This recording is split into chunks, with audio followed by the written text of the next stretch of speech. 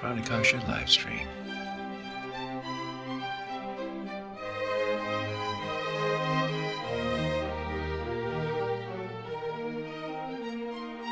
Hey folks, it's Matt at Pranakasha Productions, and today we've got Teras Cassidy of Geek Nation Tours, and once again we have Larry Nemecek of Trekland. And we all have just returned, bleary-eyed, from Star Trek Las Vegas, which was, in my opinion, the funnest thing ever.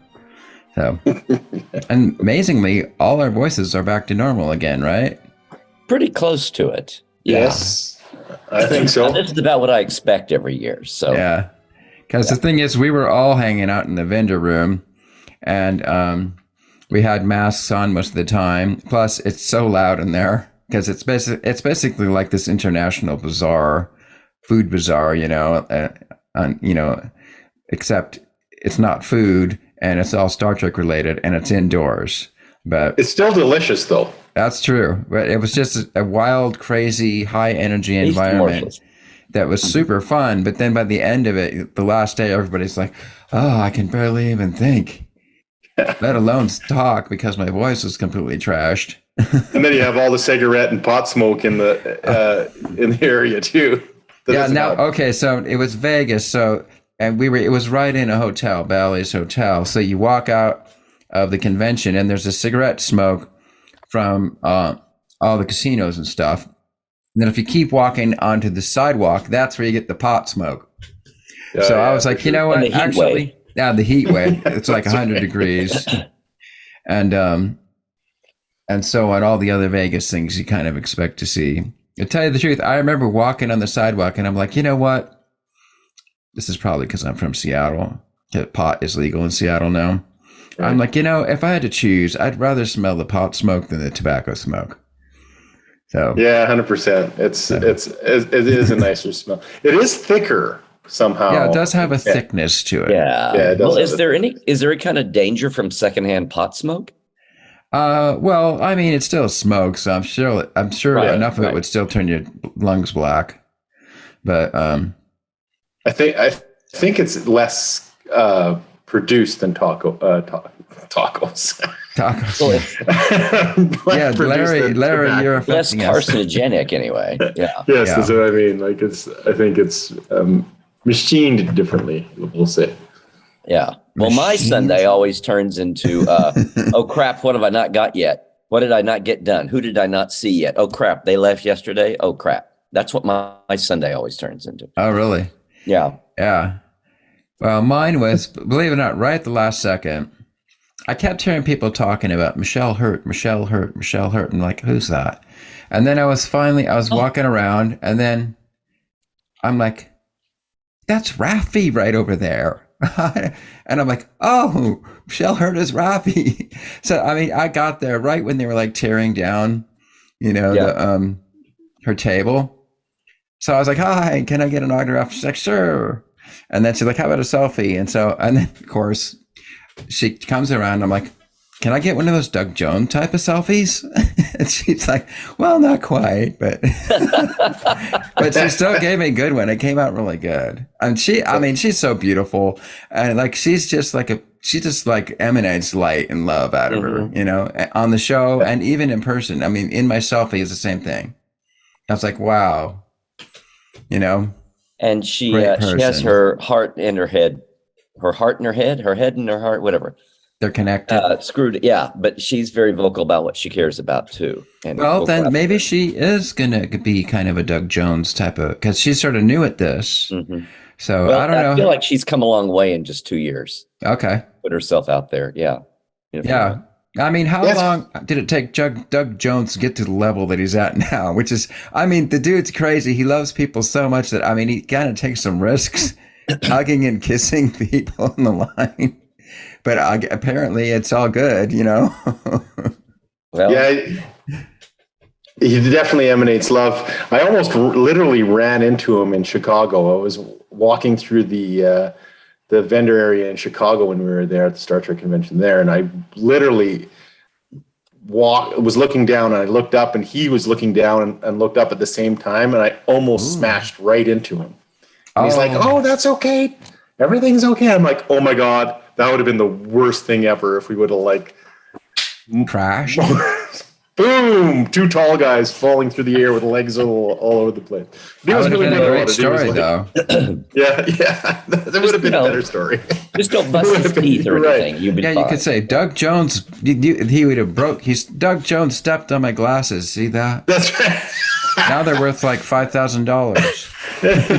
That's right. This is the Doug Jones footprint. Yeah. That's right. Yeah, but he was very nice. And it's funny, her character, Rafi's character, is almost. It is only 2 years, but it does seem like it's much longer than that for some reason. I don't know if that's a COVID thing, right as they were like had their premiere, and then 2 weeks later the lockdowns hit for. Oh, maybe that's what it is. It open. So that was March 20. So it's been 2 years. They were filming, 9 months before that. Right. So Yeah. she's been at it for nearly, for over 3 years. Whatever. And but anyway. didn't they immediately start filming season 3? Mm-hmm. They did 2 and 3 back to back. Yeah. Okay, so were they done before the convention? Yes, the post. My guest next week on Portal 47 works in post production, and he said they are just now wrapping up. Oh no! Wait, I'm sorry. That's Strange New Worlds season 2 is just now wrapping up. Really? Season 3 Picard is pretty much done because they've been talking about it. So. It's either so they've done all the post production and everything too, huh? Yeah. I think Terry has been clear. Terry Metalis has been clear of it. He's been out pitching and looking for his next project. So for a few months. So I think they're totally done. It's sitting there in the can waiting to go. Okay. So it's going to have a definite ending, that show. Mm-hmm. Okay. Unless they spin off some characters beyond, without Picard. Well, the Seven and Raffi show. I don't know. That's cool. That could be fun. We never. How many spin-offs have we had? Like, I know that there's at least another one in the works, isn't it? Or is that even going to happen? Well, what I heard is the Section 31 show might happen. I'll tell you the truth, I'm completely uninterested in it. But there was another one too, like Starfleet Academy, right? Yeah. They say he said there are 2 more coming. Okay. And they need to replace the Picard slot if they want basically 1 freshman a week, 1 new Trek a week, they need, and there's 10 in each episode, 10 episodes in each show, they need 5 shows. So they'll have to fix they'll have to replace the Picard slot when season 3 goes. So there's something is going to start shooting pretty quick. I shouldn't ask this question, but how can they possibly afford that? Like every show is like over $10 million an episode, right? Well, not the animateds aren't. They aren't? Okay. I hope they're not. They're only 22 minutes. I hope they're not 10 million an episode. Good point. I heard, maybe I'm pulling this out of the sky, but I thought Discovery was like 20 million. It was, I think they were being about 7 or 8 million. Okay. That's and maybe the pilots, have a big startup cost or something. Okay. All right. That's more reasonable. Interesting. Yeah. Yeah, that's a lot. So is that because I heard there was like a new Star Trek show every day. So now they've backed it off to a new Star Trek. Is this year round? So a new Star Trek show episode, I guess. A new Star Trek episode each week, the whole year round? Right. So that people who are primarily Star Trek people have no reason to, because when Discovery was, even if you like Discovery or you were just being curious, the whole thing about watch it for 2 months or 3 months and then let it go. Let old CBS All Access go. So 9 months, you're not subscribing, 3 months you are. And what they really quickly wanted was to have year-round Trek. Even if one was your favorite and one wasn't so much your favorite, you'd probably keep it on for the Trek all year long. Keep yourself hooked in there. Yeah. Yeah. Which makes sense. They're not clever. It's clever. Well, that's what you kind of want, or you'd think that. Like, why is this rocket science? Of course. I think it.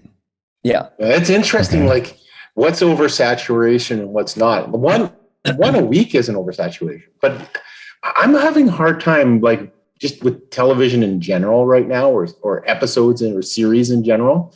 There is so much awesome TV out there. How do you even pick? Like TV. Okay, so I'm going to throw in something right off the bat. And this has nothing to do with Star Trek, except it was a sci-fi show. But I was super pissed with what Netflix did with, oh God, now I can't remember it. Oh, come on. I can tell it affected you greatly. Yeah, it was an excellent show. Cowboy Bebop. Okay, Cowboy Bebop. That is so true. I love that show. I never saw the animated version. I just saw the real one. It was stylish and it was so fun. good. That was the best show ever. And they freaking killed it before it even was done. Yeah, because they didn't get enough people watching it within the first 3 days. 3 days. I know it was in the top 10. And how do you even watch that? Like, it was on my list to watch, but I was like, I can't get to it right now. Yeah, you know what I mean? That show. I mean, and they also had the best trailer ever. Did you see that one trailer they had? I saw that trailer and I was like, this is the best TV trailer I've ever seen in my life. And now you mean the beginning of each show? Is that what you're talking about? No, not that, but they made a trailer. Okay. It was made kind of about what happened at the beginning of the show. It was before the show came out. They were starting to put out a trailer. There was a couple of them, and one of them was just like super good. Yeah, and like had that old school '60s vibe. I mean, that show was great. It was. And they just killed it. I was like, what? Yeah, it's insanity. It's insanity. And I know people were complaining that it's not the same as the animated show. Well, that's because it's not animated. You know, it's not the same because guess what? It's not the same. Yeah.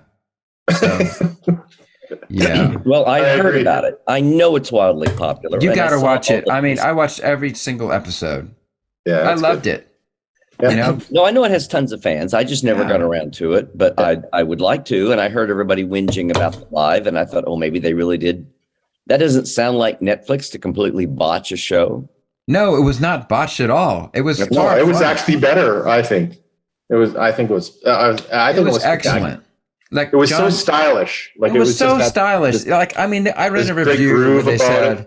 There was a review that said the sets are cardboard and all this, and that was the biggest pile of bullshit I ever heard. Yeah, the sets were amazing. You know, and if they looked a little grungy, it was because it was supposed to look grungy. Yeah, that's right. yeah, that's a great show, and the music was also really great. Really, the music was awesome. Everything about that show was great. Yeah, you know, the acting. The story, 100%. I mean, the music was right on, the cinematography, everything, pacing. Yeah. You know, it was 100%. A great show. Yeah, 100%. It was good. It didn't even make it to the Netflix 3, is what you're saying. 3 years, 3 seasons. Yeah, no, it was gone after I think a week. They killed it after, really, literally less than a month after it got released. They already said, we're not going to renew it. It was stupid too. It was like what you guys. I was like, "What? How are we supposed to?" Guys? And that's the thing. Like even Star Trek. Like, okay, well, honestly, I didn't finish Strange New Worlds until 3 days prior to the Vegas con. Shame on you. I know. Star Trek: Strange New Worlds. That was my vote. My votes were about whether they should continue with the show. Obviously, CBS is different than Netflix, but my vote on whether it was relevant because their stats are based on, I think the first 3 days and then the first week and then the first month. Those are the ones they're really looking at. Mm-hmm. So I even leave shows every once in a while that I know that I'm going to love. Right? Mm. It's so weird. It's no, you got to be on it. You got to be watching all the time. I wonder why they have that. Is that just kind of a throwback to old school? Where you have to have really good stats the first couple of days? I don't know.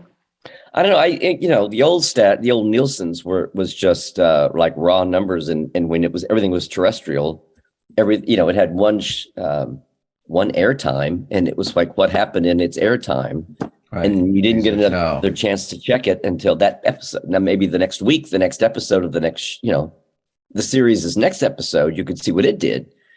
But and then you watch from week to week different episodes. But this thing about now it's the world of how fast you're streaming and how fast it took a while for that to catch on as a metric because when Enterprise was on, not only the last season when it was supposed, excuse me, not only when it was supposedly like limping to the finish line when it was canceled, and Battlestar, Ron Moore's Battlestar Galactica had the rebooted one had debuted, and it was the darling of everybody, and people were raving and drooling about it, and it was on Sci-Fi Channel. So Enterprise was on a terrestrial broadcast network, a crippled little one that was only in about 3/4 of the country in the US. And Battlestar was on Sci-Fi Channel. And it was not in the ratings. And Enterprise would be in the regular ratings. Would it be like it would be the best show on it on UPN, which wasn't saying much. But even then, the perception was that Battlestar is this huge hit. And Enterprise is this pathetic little thing that's just, going to dry up and blow away. But the reality is, it was like Enterprise was a small fish in a big pond. Okay. And Battlestar was a big fish in a small pond. Because the reality was that when you actually got real numbers, 1 million more people were watching Enterprise in its 4th season than Galactica. The 1 year they overlapped. Last year of Enterprise, first year of Galactica. And 1 million more people a week were watching Enterprise. That's interesting. But the other thing was, at the time, TiVo, and this is the only people that cared it because that was so far back that they were the only people that were trying to promote it and market it, to go buy a TiVo box, right, to record, and not a VCR, which was you buying your own tapes and recording. It was that same idea, except that it was digital, right? So TiVo was publishing their own rankings of what was the most TiVo'd show. Oh. And guess what the number 1 show was? It was Enterprise. But it was like the original series, when the original series was not the best thing, numbers, just raw numbers. But within a couple of years, people were, the ratings folks were like, oh my God, demographics are much better. Like, who cares what the 80-year-olds are watching when we want the 18 to 35, yeah. 18 to, and they come running in to Paramount saying, oh my God, you've got the best demo show ever. And they're like, what is it? It's Star Trek. Oh, well, we canceled it last year. But it's like Star Trek is always on the cutting. It was the same thing with Enterprise. It was like within a few years, what you were saying about, this is all to get back to the whole 3 days. What are the 3-day ratings? What are the 7-day recordings, viewings? That's what grew out of people at first going, oh, who cares about, I want somebody watching those commercials and not fast forwarding through them, kind of a thing. So I want TiVo to go away because they can cancel the commercials. Well, but people got, wiser and smarter and said, hold on a minute. This is like staying power. It's not about just one time and making one splash. It's like what happens a month later, a week later, a month later, 3 months later. So now everybody does study those ratings, not just in-house, but they're like published. Yeah. But again, it's like the original series with demographics. It's Enterprise with the rewatches, the periodic rewatches and review. Yeah. So speaking of Enterprise, did you get a chance to talk to those guys? Because they were in the vendor's room. Anthony Montgomery was there. Oh, yeah. Well, I mean, I knew Anthony and Connor and Dominic. From before, right. For a long time. I don't know, and they have their own podcast too. Mm-hmm. So it was on hiatus for the summer, but they're thinking about getting it going again. They're putting some production. It's not just Grandma's podcast or video cast or whatever. They're getting money into it and getting it sponsored and having Yeah, well, it was pretty slick looking. Mm-hmm. So, to tell you the truth, I thought it was almost too slick for that kind of a show. I was telling. Well, that wasn't really them. They had guys made up to look like them. So it was all green screens, Yeah, and they were de-aged. They all the abs. They got the 12 pack and the. Well, are they talking about their show, or are they talking about pop culture? Or? It's what I saw a few of them, and they were mostly sort of reminiscing on certain episodes of the show, but of course they'll throw in pop current stuff too. Because Interesting. you know how it goes. And once you get the people just want to hear, because they're a star, they just want to hear. I mean, if you talk about how you did your dishes or who you go to get your toes done and stuff, people eat it up, right? What you had for lunch. It's like Instagram times 10 or 100. Oh, yeah. speaking of that, okay. Okay, I went up to, of course, I mean, I kind of got this Teras. done. I've got a routine down, right? Especially at STL. Okay. Wait, you have a routine? Yeah. Well, okay, before I go into that, maybe we should first decide what do we actually want to talk about today so that I don't railroad us all over creation. No, it can be rambling. No pun and everything. intended. That's cool. Yeah. Are we not doing that? We're not. Well, eventually we'll want to talk about the tour, but I mean. Oh, maybe we should start with that because I was about to launch into another 10-minute story right there. Maybe we'd better do the tour. The tour. Okay, so, I'll introduce it. So, Mr. Cassidy will be giving us all the ins and outs of the Star Trek tours. Mr. Cassidy. Mr. Cassidy. That's my dad. Yes, we Geek Nation Tours does like tons of different geeky tours all around the world. But the one that Larry and I showed, well, like military, historical tours. Don't interrupt, Larry. That's what I'm supposed to do.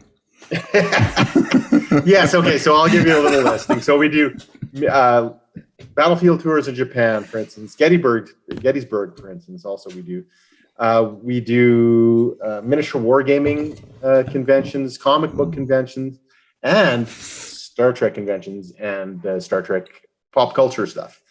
The one that we promoted in Vegas was, of course, our Star Trek West Coast Away mission. We have a question in the front row. What's that? So we have a question there in the front row. Okay. Oh, sorry. Yes. You mentioned miniature war games. Are you talking about Avalon Hill war games? Do you remember those? Yes, I remember those. Like Third Reich? Third Reich, we played that. I actually just played Dune last year. The old 1979 Dune game. Wow, I never knew there was one. Yeah, it's spectacular. Avalon Hill did that?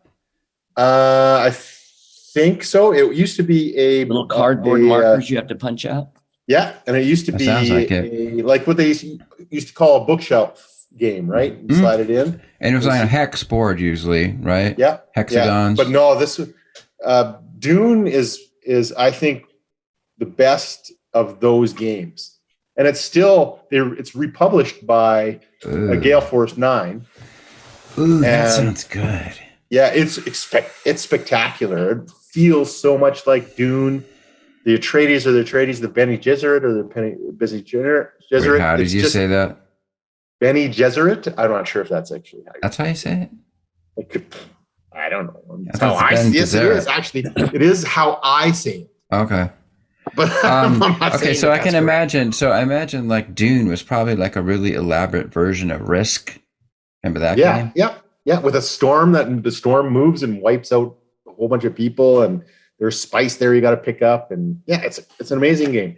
Is it only on the planet, or do the other planets involve, like the Harkonnens and all the different houses and all those guys throughout the galaxy? Are they part of the game? All the houses are there, but it only takes place on Dune. But you need the spacing guild to put your troops on the planet. Yeah, it's spectacular. I'm telling you, it's a great game. We're already it's a long game. Huge tangent. It's at least 2.5 hours, maybe 3 hours. See, what would be really cool is to take that game and introduce it to some really good D&Ders, like, for example, the Disco D&D folks. Right. And have them do a combination role-playing game along with the board game, like this, so that you could just act out the stuff. Yeah. And imagine all these cool, elaborate things. Yeah. LARP it up. LARP it up. And then you do know that there's Star Trek Ascendancy, right? What? Star Trek Ascendancy. It's a board game based on Star Trek. Ascendancy? And it's amazing. Also an amazing game. Okay. Ascendancy? Ascendancy, yeah. Is this new? Yeah. I think it came out before COVID. they had a booth actually. Gale Force 9 also gave Gale Force 9 oddly had a booth at the. That wasn't the one that was the big hexes on the floor, was it? No. Well, new Star Trek Adventures, but that's the new. That one's called Twister. Tabletop. What? Yeah, Star Trek Twister. That's the new. I would play. Okay, we need a Star Trek Twister booth in Vegas next year. That would do really good. That is an excellent idea. Especially like if you lose points, you have to take off clothes, kind of a Star Trek strip Twister Vegas style. Strip toes. Well, I don't know. Now you're getting carried away. Strip. Well, I don't know. Strip toe Twister. Hey, if they got Naked and Afraid was like the best show on TV, and then of course Game of Thrones, half the people watched it just because there was naked scenes. That's true. You know? Yeah. Well, I would bow out of the naked version of this. Well, I mean, we could make some rules like, it's not fully naked. Like you have to, at some point, once you get down to your briefs. So is there a voting system where they vote whether you should take off your clothes or not? No, it's like if you lose points, then you have to take off an article of clothing, just like strip poker. But then you could. But I think there should be a voting aspect to it where we're like, no, you lost, but we really don't want you to take off your clothes. Oh, there's sort of like a gallery that says the gallery can bestow points. They can bestow healing points upon people if they want to make sure they keep the clothes on, right? That's all up to the discretion of the gallery, right? Okay, we're working this out. So this is great. Actually, we don't even need another table. We can just have a subsection of the Trekland table that's devoted to Star Trek strip Twister. Right? Well, you threw that strip thing right in there really fast. It's Vegas, man. I'm just trying to get this theme, the old song into this. Hey, Paramount has a hot one. It's Star Trek Twister. Well, we can get Robert Picardo to sing that. I'm sure he'd do it. I guarantee he'd do it. I'll sing it when my voice isn't crap. But yeah. Star Trek Ascendancy came out in 2016. Oh, yeah, that's what we're talking about. Oh, okay. So it's an excellent board game about exploration and destroying other people. Destroying people. That's not Star Trek. Like the Klingons, how the Klingons win the game is basically going out and destroying other cultures. What time period is it set in? Is it set in Kirk's time? Is it 23rd century? No, it's based on the Next Generation.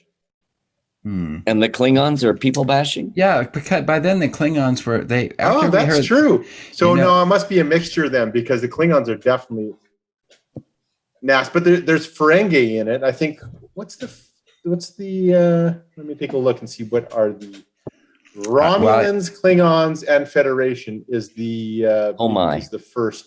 Oh God, we just went to the Wizard of Oz. Can you say that again? Romulans, Klingons, and the Federation. Oh my. Yeah. Again? It's not exactly. You're supposed to do it 3 times. It's not exactly rocket science. Yeah, Romulans, Klingons, and the Federation. Oh my. There you go.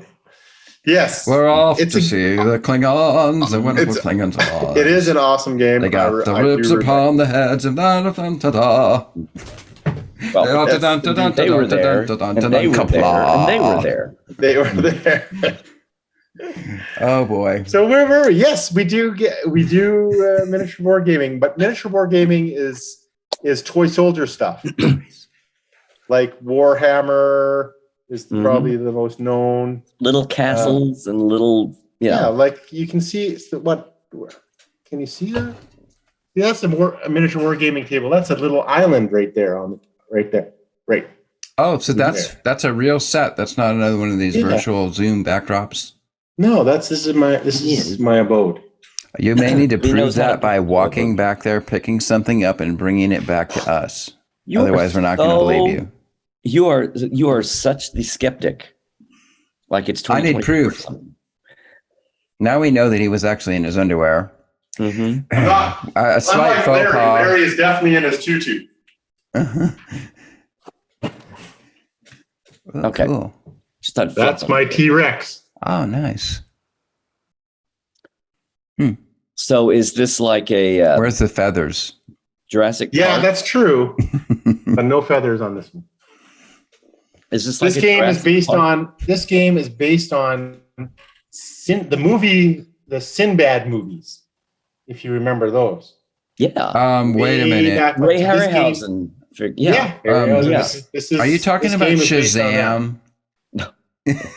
No, you remember the little fighting skeletons and I remember Sinbad was so good in Shazam, man. In my universe, he was so good. No, not Shazam. Not.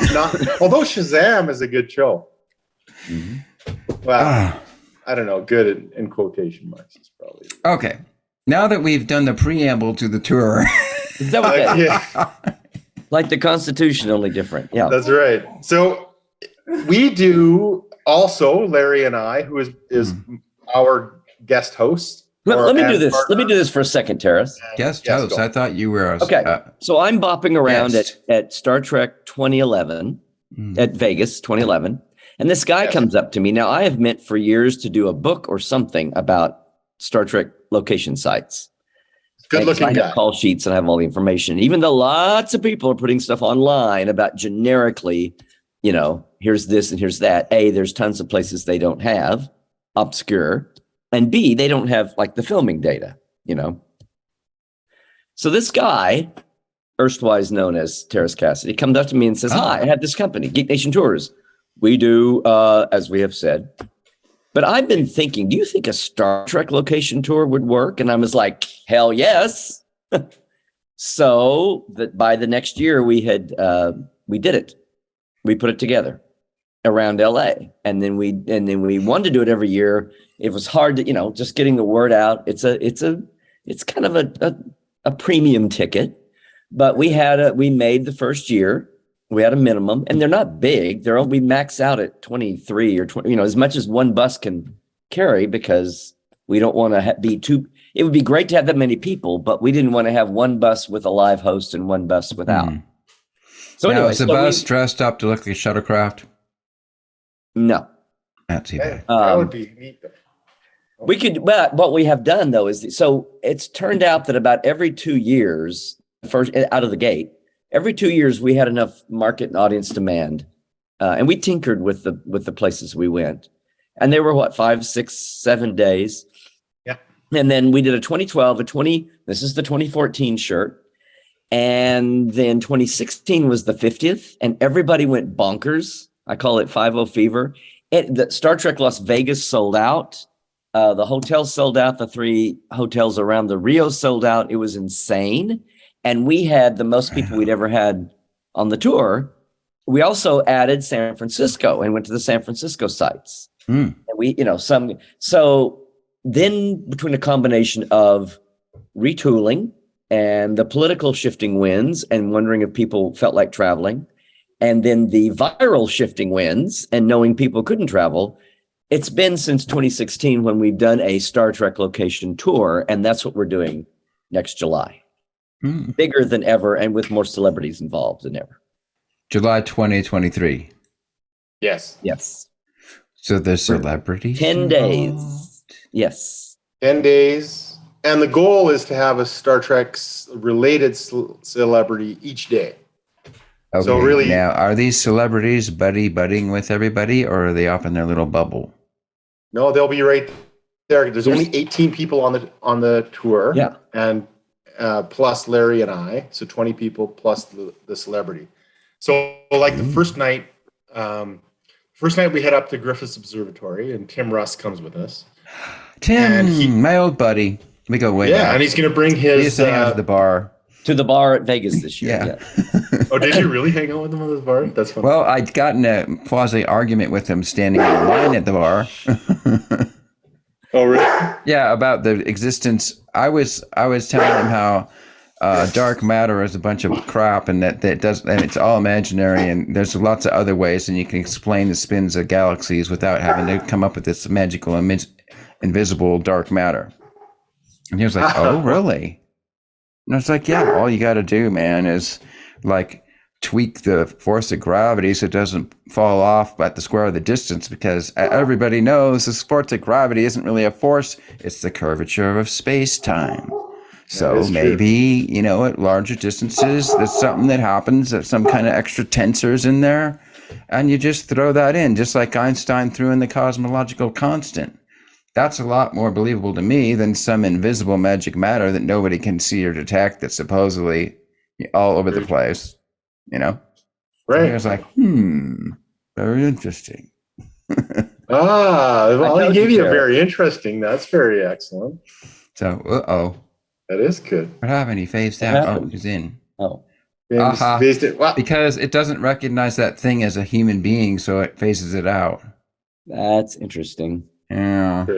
Too bad. Anyway.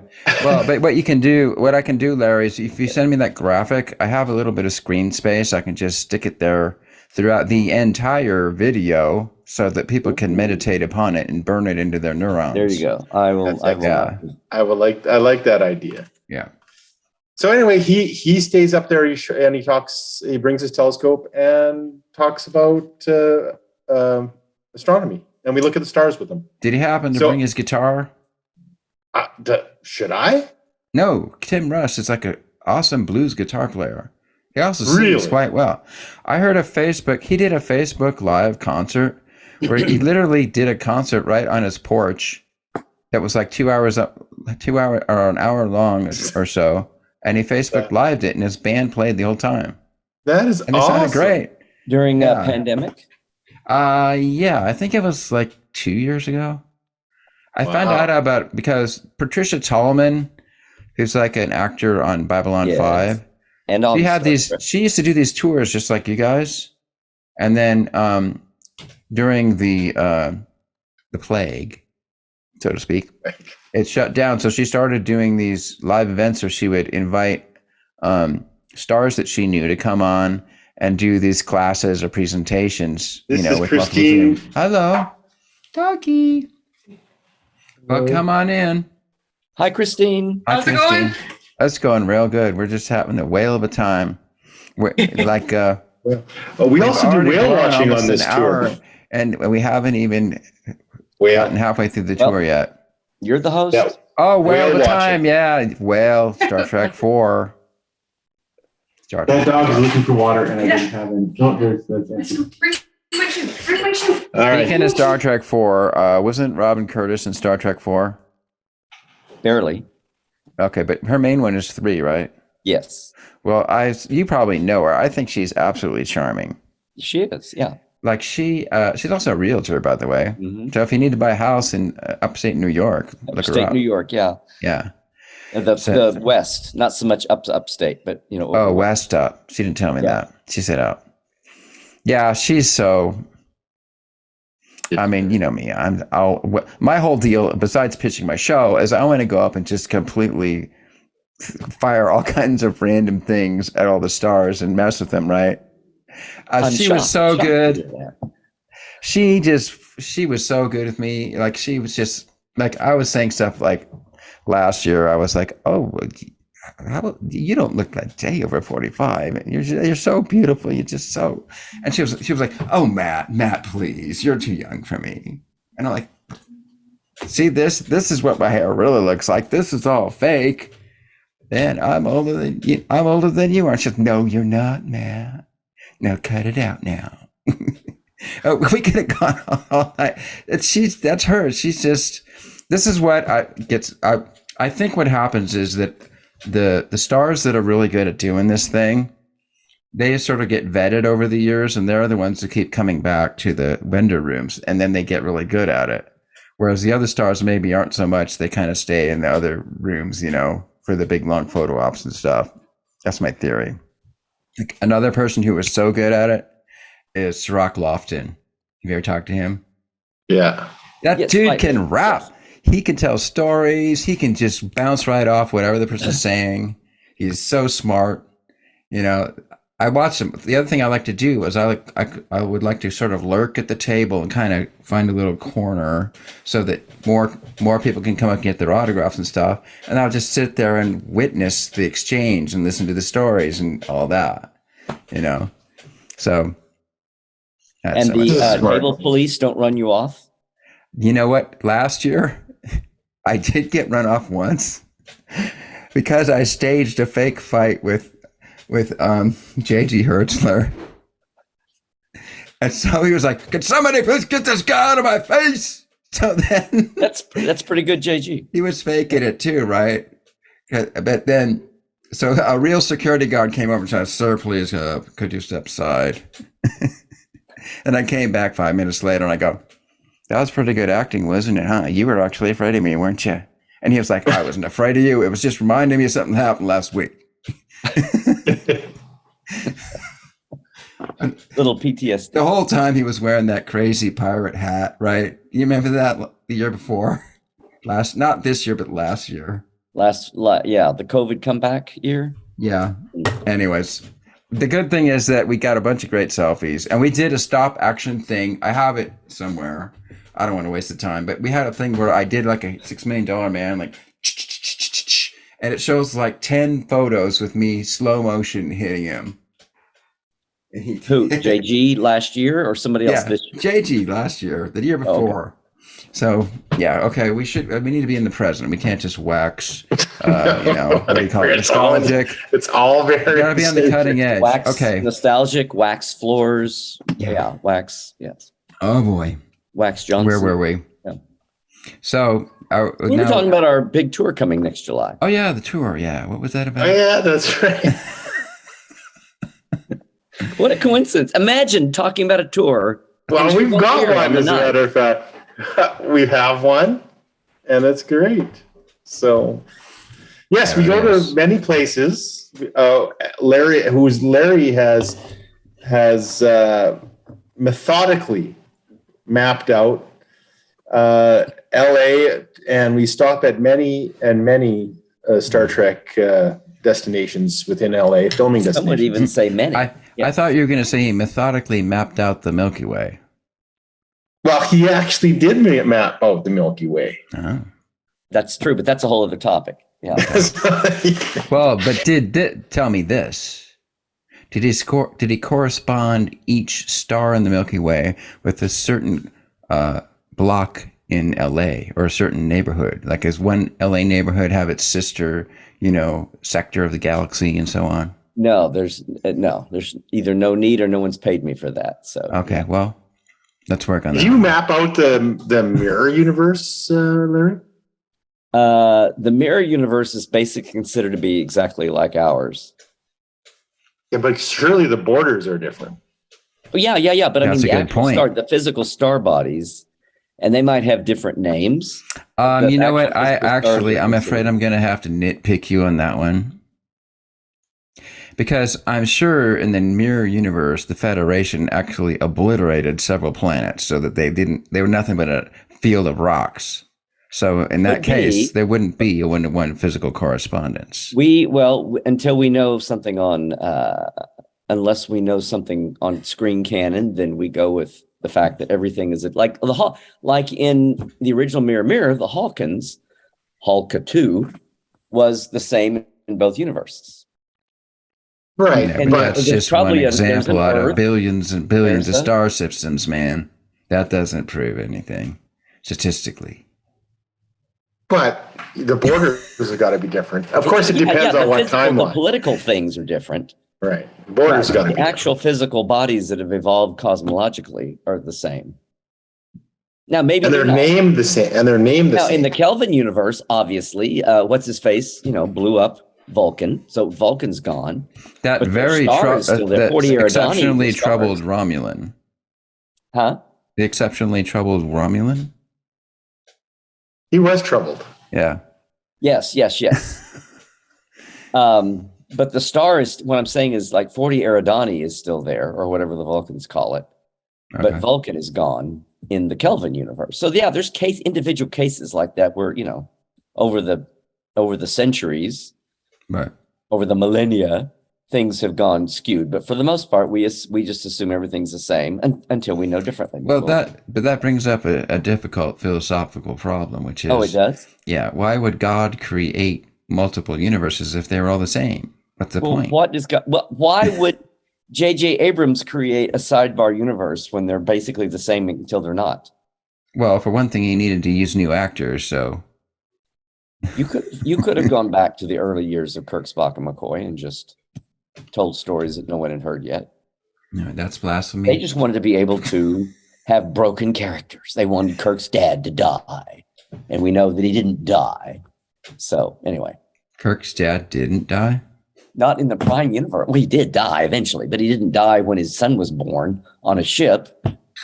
Did they even have a backstory for his dad in the TOS? Not really. There was more in the novels, but since okay. then, and mainly because of Pike and Strange New Worlds, you found out that, and I'm going to get in trouble here, but basically that George Kirk was, George Kirk was Pike's first officer. No, George Kirk was April's first officer. Anyway, the point is, he did not die when this wacko comes through a vortex and with the super ship. We may need to text Dan Lakey. You know him? Yes, I know that. He probably knows the answer. Well, I kind of know it too. I know where to find it in 5 seconds. Yes, but what I'm saying is, I'm telling you the answer.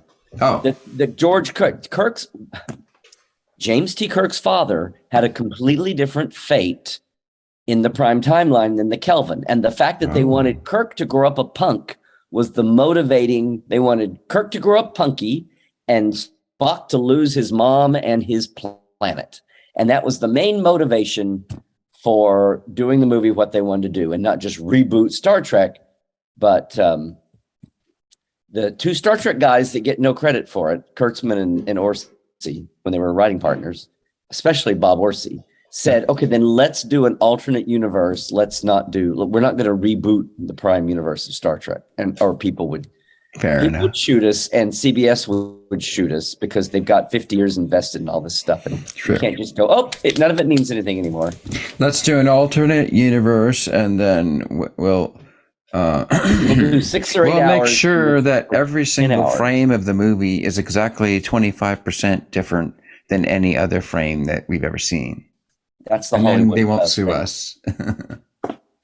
It's just silly. I mean, on one hand, I was disappointed, but then I was glad, but then I was still disappointed because I knew for 10 years they were going to tread water in this universe that nobody really cares about until finally the political pendulum swings around and somebody goes, why don't we do it more? Go dang that Carl Urban. He's like throwing a wrench in everything. Have you seen that video? What? There's some YouTube video out there that says that Star Trek 4 is being ruined because Carl Urban, am I saying his name right? No, it's not Carl Urban. It's Chris Pine is directing a movie through. No, it was Carl Urban. Dr. McCoy. He's doing his series, but everybody's busy. They're all busy. Well, I mean, but Star Trek has priority, man. They can just take a day off from the boys or whatever it is. Shave his beard. They were talking about that at Vegas. He's going to shave that's his natural beard on the boys. He can't just take 3 months off to be McCoy clean, unless they create a movie where it's Disco McCoy again. Have you ever heard of the term CGI? Yes. Have you ever heard of the Henry Cavill mustache? Why wouldn't they just let him have a beard? Huh? Why not just let him have a beard? That's what I'm saying. Unless they do a plot where McCoy has a beard and he's Disco McCoy from the motion picture again. If you remember, McCoy in the motion picture, he has this funky looking beard. Because he's been out in the Georgia hinterlands tending to animals and he had transcribing Cabrini medical records. Yeah, exactly. So there's and a well-haired chest. Huh? Yeah. Yeah. A plethora of chest hairs adorning the medallion.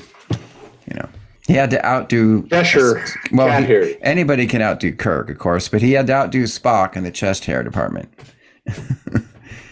All right, what are we talking about again? You were telling us about the tour. The tour, right? Yeah. Wait, we were talking. We were telling you about the tour. Now, is this a 3-hour tour? Like, is Gilligan and Ginger going to be there too? I did see Gilligan and the crew today at Vegas. Yeah, there was a Gilligan and but I couldn't ask them. I failed to ask them if they wanted to be on the tour. I was hoping I could fiund a captain. So it wouldn't really make sense to have them. Gilligan. You know what I mean? Like if it's 10 days, it's not 3. It's not 3 hours. Yeah, it doesn't quite fit the meme. It's a 10-day tour. Ours is in July. Yeah. And here's the formal name of it, as you can see here, is the West Coast Away Mission. Oh. Yes. Because it's not just, we used to call it LA to Vegas. Oh, here's the thing, Matt. Okay. The first 3 times we did the big tour, it was an adjunct to Trek Vegas. And we would end the tour going to Vegas. And the last thing we would do was go up to Valley of Fire, where Kirk died in Generations. In Seattle, we don't use fancy words like adjunct. Because could you tell us a different word? It was a hook-on. A hook-on? Okay, I can kind of relate to that. Okay. That's more Vegas anyways. Knit One, Pearl Two, hook-on. Oh, I see, a hook-on. To STLV. Right, yeah. But what we decided was it was time that the big tour, I sound like Ed Sullivan or something. It was time that the big tour was its own event, partly because we didn't know, now things are a little more settled, but for a long time, we didn't know what the status of, like, would people all go to the official convention now that it's Reed Pop, and Reed Pop is going to bop around the country in a different city every year in different time. Right. Or if people would still go to Vegas, or if Vegas would die off, or if Vegas would become a multi-genre con and not to stay pure Trek. So we said, let's just make the big tour its own thing. Speaking of tours. Standalone, man. Standalone. Yes. And since standalone is back in vogue now, thanks to Strange New Worlds. Hooray. Yeah. And so we made it bigger, and 2016 was the year we added. We had it, you could like do both or either one. Okay. And this is going to be 10 days, all the piece. Stopping we go all the way up Cards Winery along the way between LA and San Francisco. Okay. And then we go up further to Monterey Bay and do whale watching, like we talked about just briefly. Where watching? Whale. A whale. Whale watching. I couldn't tell because you forgot to pronounce the H. It's whale. Whale. Well, it's the Canadian accent. I can't believe that Canadians don't pronounce it whale. No, we call it whir. Whir? Yeah. Oh boy. We're watching. No, we're whales. How do you pronounce dolphin?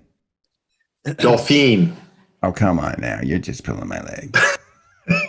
Of course, you're one of those Alberta Canadians. Aren't those guys kind of out in Hicksville in Alberta, or like, drilling oil and so on? Was that? One more time? Don't they drill oil in Alberta? Yes. We are basically the Texas of which is, yes. I knew it. And, okay.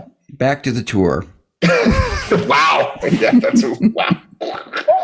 Okay. Yeah, that was a big one. Anyway, so so we go up 10 days, we do the whale watching, and then we eventually end up in well, you should say why are we in Monterey, Teras? Oh, I know why we started talking about Alberta, because you pronounce whale without the H. Whale. Please let's not do that again. Okay, let's not. Now. Whale watching. We'll let it go.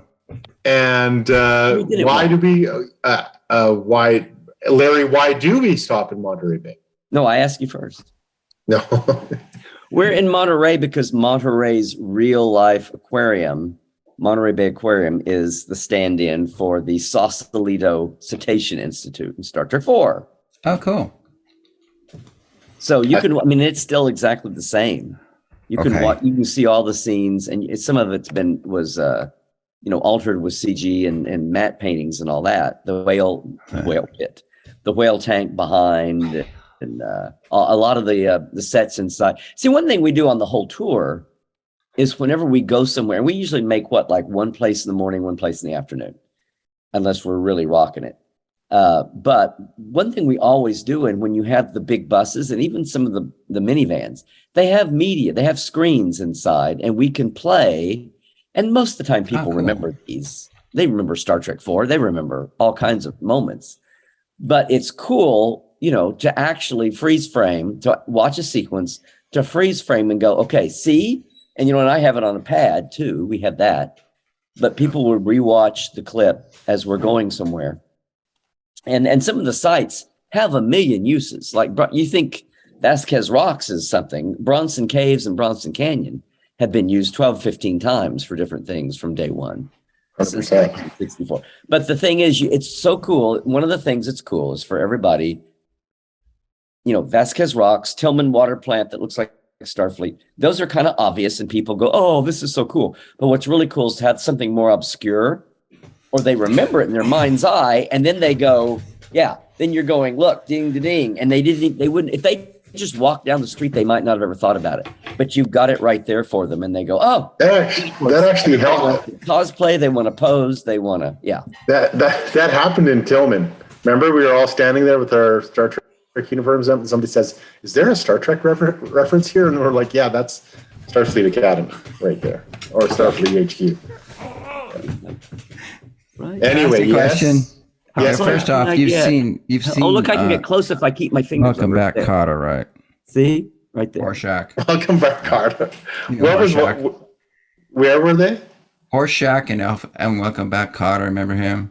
Yes. Mm-hmm. No. Oh. When, Anyway, my like, question was How because did you we said get to Horseshack? Okay. you guys you said like you wanted.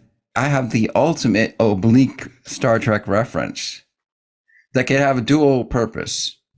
That's a pretty tall order, but go ahead. You could find the very park where the bird of prey landed, and you could show them the spot where the landing gear made an indentation that is permanently still in the lawn. And then what you could do after that, that's the first thing. And then after that, you could have a picnic there. That would be the second thing. You get two things in one. In fact, as a matter of fact, we were at that place. We did go to that place from the landing gear.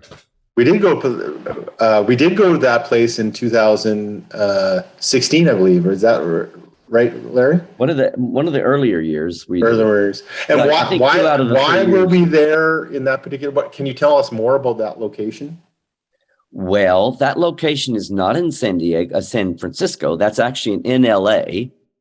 It's Will Rogers State Historic Park. It's Will Rogers' house in LA that I'm a docent at. But I mean, that was just a happenstance. It's the location shot. All the thing with the garbage guys, garbage collectors, and getting blown away, and all the stuff where she lets them out of her pickup, and she runs into the cloaked ship and all of that.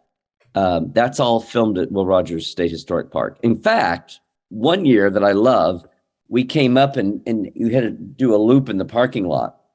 And I was saying, now guys, this like people are going, what are we here for? Why are we here? What is this about? And we had Star Trek 4 playing, and I was trying to fast forward, and I got to the part where she jumps out of she's trying to find them, and she jumps out of her truck, and the caption, the caption, text is on, and she's saying, Admiral Kirk, and she's running, and I paused it. And the bus had just stopped.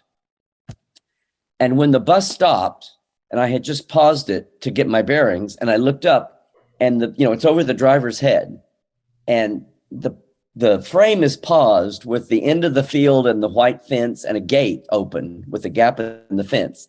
And I looked over, and it was like perfectly lined up with everybody's view out the corner of the bus. It was like, there's the corner with the gap in and I went, oh my God. Like, how could I have done that without, sitting there and going back and forth to get it perfect? But I get everybody. It was perfect. Look at the screen. It's a sign from God. Look over here. Yeah. It was like, there you go. This is why we're here. And everybody was like, oh. And what's great about that is that's the kind of things that happen constantly on the tours, that they're like, okay, here you are. All of a sudden, they're transported back down. And actually, you know what? You're funny that the landing gear, the imprint landing gear. Larry and I talked after the tour that the next time we go there, we have to get a compressed trash can, so we can throw that on. Good. Yeah, that would work. Or like get a big 4x8 piece of cardboard and make it really thick, and then yeah. Mash it. It'll be kind of your version of crop circling. That's right. Yeah, exactly. Hopefully the polo club wouldn't be mad at us or whatever. But that was the polo field there.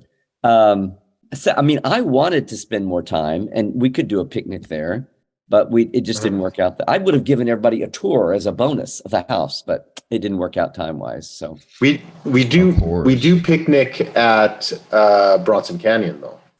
Yes. Right. So there is a picnic involved in the tour. Well, there's probably more than one. I mean, there's, and we've done things over the years. This next year is going to be here's the thing. Every time we do it, it's like, well, we feel like there's the greatest hits. Like we just feel like we just about always have to go to Vasquez Rocks, and we have to go to Tillman, for Starfleet Academy and Bronson Canyon maybe. And then it turns into this balancing act of what do we want to do new? And so, Picard, the cool thing is, aside from Picard running away, Picard has given us a whole lot of brand new local LA places to go. Yeah, like could you guys go to that clinic? That'd be cool. I think it was all a set. The indoors was all a set, but know I have the data on the local, like downtown. Yeah. All the downtown places where they had their police car chase was all the street behind the LA Convention Center, just back and forth. I mean, that's why we're going to the Picard Vineyard, is because that gave us a tie-in back to something new. Cool. So that's why and the thing is, though, is that keep in mind, this is the thing that you can do with where our stops. So Vasquez Rocks, everybody can go to Vasquez Rocks. Absolutely. And you can find the location if you really look hard enough. But Bobby Clark comes with us to Vasquez Rocks. So he's there and he actually points, this is exactly where we were. This is how we did. And the fight scene was terrible. And I'm an old ranch hand and a stunt man. And Bobby Clark being the guy who played the Gorn, right? Yeah, that's right. He was technically one of the two, but he was the primary. Okay. Yeah. So he's there talking about it. So cool. It's great. And he's really personable, great personality. And so that's the kind of thing that we try to do on our tours, is that we're having we had tried to have someone there that's actively part of the destination that we're at. Cool. So, and that happens every day. That sounds fun. Okay. And if we don't, we always try to get an actor, but if we don't have an actor, we'll have a production person with us. Okay. Like we're going to have Mike Westmore. Oh, the great Oscar-winning, Emmy-winning Mike Westmore makeup guru. Wow. That'd be cool. I mean, we have pictures on the, we've got several people committed. Some of them we want to have, they can't commit until January or after the first of the year, just depending on work. Mm-hmm. But yeah, who else? Tell them about Armin. Yeah, tell them about Armin. Oh, Armin. I love Armin Shimmerman. Yeah. Armin is, there's not so much a Ferengi location that we're doing aside from on the lot itself. But we are going to, he's going to do a talk. We're going to go to his theater. Oh, great. We don't know about schedules yet, but either the theater having a play, we're all going to go see it, and then he's going to talk to our group afterwards. Shakespeare. Yeah, or something. Well, some of them, Antaeus. I'll plug them. It's the Antaeus Theater in LA. Okay. And they do original, but they also do classic plays too. Right. All eras. And it's a troupe that a fifth of their troupe, eighth of them are people that have a Star Trek guest. Gregory Itzin, his wife, Armin and Kitty Swink are both, members. Great. But several of the occasional Rhonda Aldrich, who was Dixon Hill's secretary, she's in that company. And Gregory Itzin just passed away, but he played 4 or 5 really incredible dominant guest roles on Star Trek. He was the prosecutor when Dax was on trial for committing murder when she was Curzon. Anyway, you recognize his face. He was one of the doctor bureaucrats on Critical Care, the Voyager show about stupid healthcare systems. Yeah. But Armin has a troupe with a lot of Star Trek influence in it, and he's going to interact. However the schedule works out, he's going to interact with us. Yeah, he's you probably know all this, but he's totally into Shakespeare, right? You could say that. And in fact, I did an online Zoom class where he was the teacher, and there was about 20 people in the class, and we all got assigned a little piece of Shakespeare, and then we would do our best to say those lines, and then he would completely tear everyone apart. word for Oh, word. really? That's interesting. I mean, he really gets into it. He totally analyzes it. And then he would talk about everything about the meter, and then all the different subplots that are all happening, and like the positives and the negatives. And there's always like a certain thing and yada, yada, yada. He's completely into it, completely into Shakespeare You big could say time. he's a Shakespeare scholar. Yes. Yeah. And then he he wrote a couple books, or maybe it's a trilogy now, where one of the characters in the book is the young William Shakespeare. Yeah. Really? Yeah, it's a really good book. It's a period book, so it's set during that time. Mm-hmm. It's really well written. I think he's written like 2 trilogies. Yeah. Okay. Something. The one I know is the Illyria That's series. his new. That's the new one, yeah. And I'm not sure if the 3rd book of that is out yet or not. Do you know? I'm trying to catch up from during the pandemic. I was on a virtual show or convention, and I was talking to him about it. Yeah. And I know he had launched it, and he may have been on his 2nd book then, so I'm not sure. Yeah. Well, this thing that I did was another one of those Patricia Tallman's Zoom things that she was doing. So, yeah. Mm-hmm. Interesting. Really interesting guy. So there we have it. Are we done talking about the tour? I don't know so you get the idea, right? It's okay. Really, sounds fun. It's I like to say for most fans, it would be an experience of a lifetime. And the other thing is we haven't done it we haven't done the big one it'll be 7 years. It would be really cool. Now, the Vasquez rock, I believe, is that sort of leaning rock that they use in arena, right? Right. But you know what you got to do? You got to go to Vasquez rock, and you've got the Gorn with you. You for sure got to do this, man. Everybody gets a giant bamboo tube, some rocks, some gunpowder. They got to make their little explosive thing, and then they got to shoot it off and take selfies while he pretends like he dies. That would be so good. We did. As a matter of fact, we did have a prop made and brought the bamboo cannon. We had the Gorn cannon. I always call it the Gorn cannon. Gorn cannon, okay. We did. It did not. We did not light it off, though. However, I think that just having it to carry around and threaten people was yes. Well, that was fun. We try to do props. We do propped it out every once in a while. We had the flying gloppy, the flying pancakes from Operation. I love those. Yes, we had those. With the Gorn cannon, all you got to do is drop an M80 in there and a couple of styrofoam rocks, and kaboom! That'd be great. Yeah, the county, may frown on that. Right over the ridge might not be thrilled about. Yeah, that. they might. Well, just get a permit and they'll be fine. Yeah, I'll let Larry hold that. But yes, that's the real thing. So it's kind of like your own private convention. I think that's how the best do it to describe it, because you have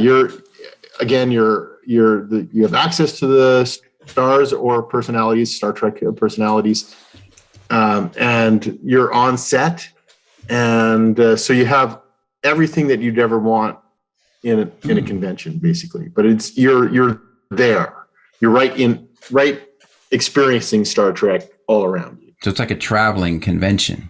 Yeah, exactly. Yeah. Okay. So how does it compare to the Star Trek cruise? I've never been on the Star Trek cruise. I haven't either, but they're totally, excuse me. The Star Trek cruise is like a cruise. It's a party. Right. And no one's going anywhere. You're all stuck there together, whether you want to be or not. The fans, the guests, the crew of the cruise, and it's all party stuff. And sometimes it's not even like a convention. It's convention adapted things, but then at the same time, there's shuffleboard or tennis or something goofy, something wacky attached to it. And so no, it's a different experience, and it's several days. It's longer than a convention. It may not be it's a week. So this 10-day our 10-day tour will be even longer than the cruise. Ooh. But we're, the tours, we're traveling and seeing things. And we're also seeing, as opposed to a cruise or a convention, we're seeing real deals. Does that make sense? We're retracing steps. Okay. We're like walking in the place of. And that's why it's cool to have the actors with us, or at least production people, to tell you what it was like. When Bobby Clark is sitting there telling you how it was just this crappy 60s rubber suit, and he was sweating so much, even in whatever it was, October, they shot it, that they had to clip. The reason he had a gauntlet over his wrist was because it covered the hand going over the crappy, forearm piece. So the gauntlet covered the bad seam. But even then, they were like cutting holes in the bottoms of his fingertips so he could they would lean him up against a ladder.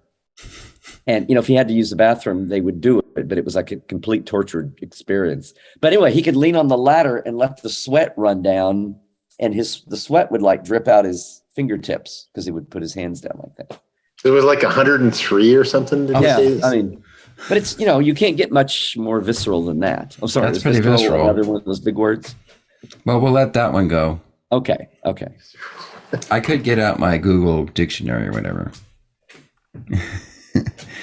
Okay. Here you go. Can you see this? You probably can't. I can't really. This is. We can send him pictures and he can put it on the frame. This is we have funny little individuals. That was a group shot of Bobby with the Gorn cannon. Oh, cool. But he has a Gorn, the same Gorn head that he had on his table. He brought that out with him. So yeah. Which was awesome. I really enjoyed the fact that he brought it out. It was great. Yeah. It wasn't we're building on that. It was actually a better Gorn head than the original Gorn head. Yeah. It's more durable anyway.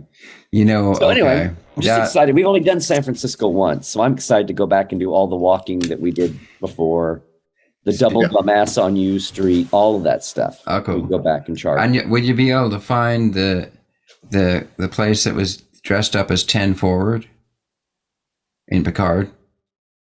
Oh, that was all on the studio lot in Santa Clarita in LA. Oh, really? But you guys can't have access to that, right? I hadn't pursued it, but I just got a bunch of information about the studio there. It's called Santa Clarita Studios. Who knows what we might get into by then? We've got the rough draft. We've got not the rough draft. We've got a pretty final draft, but if something crazy comes along, the park. We definitely. Okay. The park where Shore Leave was filmed has been closed for about 8 or 10 years through different. Oh, cool. Governments. And they are renovating it and getting it open and putting the whole water, the glade, the little. Yeah. Really just a wide creek. It's been overgrown with weeds for like 15, 20 years. Anyway, there's a private trust getting it back in shape, and it's going to be a public park again. And we're hoping it's ready by July. So it's still on the schedule too, right? It is on the schedule, but that's our secret place. Okay. That no one knows yet. Yes. Speaking of Shore Leave, partly because people are the world is confused about where it really is. And a lot of the world keeps going to the wrong place to find it. And we know exactly where we were there when it was being redone. But you could tell that it was the place. Okay, that brings up a very important point that I just realized. Speaking of things in the wrong places, I need to ask Larry a serious question. I assume you have the Star Trek blueprints of the Enterprise, right? The fold-out ones. The original 70s blueprints. Yeah. Yeah, that's a given, right? That you would have that, right? Yeah. Well, I have it too. Since I was like a teenager, but okay. Well, so was I. I mean, I still have it in my bedroom. Okay. My wife allows me to have that in our bedroom in full view. Oh, okay. So that says something about our marriage. Also, she likes Star Trek too. So what's the question? That almost started. Was there a question there? There could be a sub-tangent from the first tangent that has to do with the Anson Mount if you want to hear that. I'm just looking at all these tangents. Okay, let's start with the first one. Okay, regarding those Star Trek blueprints, there is a major issue with it, which is, of course, you know what it is, right? Okay, what? Well, the location of the engine room. I'm sure you've been through this so many times, but I just like to hear your take on it. He did it where they originally said in the series, and since the people and since Mike Okuda and Doug Drexler and a lot of the guys doing a lot of stuff for Pocketbook in the 90s, and those guys that do those 3D breakaway huge, those huge charts, everybody has, and the way that warp engines and warp cores and plasma flow and the way all of that has evolved into the more modern, beginning with the motion picture refit. Right. In the motion picture refit, it was put down in the secondary hull. Right. Well, Mike and Doug and everybody have and the guy that does, I can't think of his name, that does those big charts. Everybody has retconned engineering back down into the secondary hull to match everything else that came later. Okay, and I have a solution. I have finally figured out a reason for that. Okay. Or he called it impulse engineering. Yeah. He called it the impulse engine room. No, he didn't. It was called the engineering room.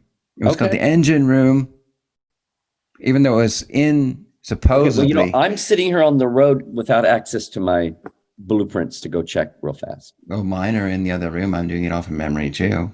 Okay. So it's in the impulse. You're right. It's right by the impulse engines, which is to someone like me is extremely offensive, right? Why would the warp core be in the impulse engines? Okay, I finally this year realized why they put it there. You know why? Why? For security reasons. It's like top secret. They don't want to put the most vulnerable part they don't want to publicly let public information where the most vulnerable part of the ship is. So it was always in the secondary hull, but they put it in that just, to kind of set people on the wrong tangent. So if you were actually going to go to the Enterprise and try to steal a warp core, you'd go to the wrong place. Well, good luck trying to steal that warp core. You might be able to steal some dilithium crystals, but there's no way you're stealing that core. It's not like you can put it in a backpack. Or the dilithium crystals, you wouldn't be able to do it because you'd be in the impulse room. It's not an impulse room, man. It's an engine room, and it always been an engine room. So let's just get that part straight. Yes, sir. Yes. Okay. So now with that tangent's done, so we can optionally go to the second tangent. That has to do with the Ensign Mount.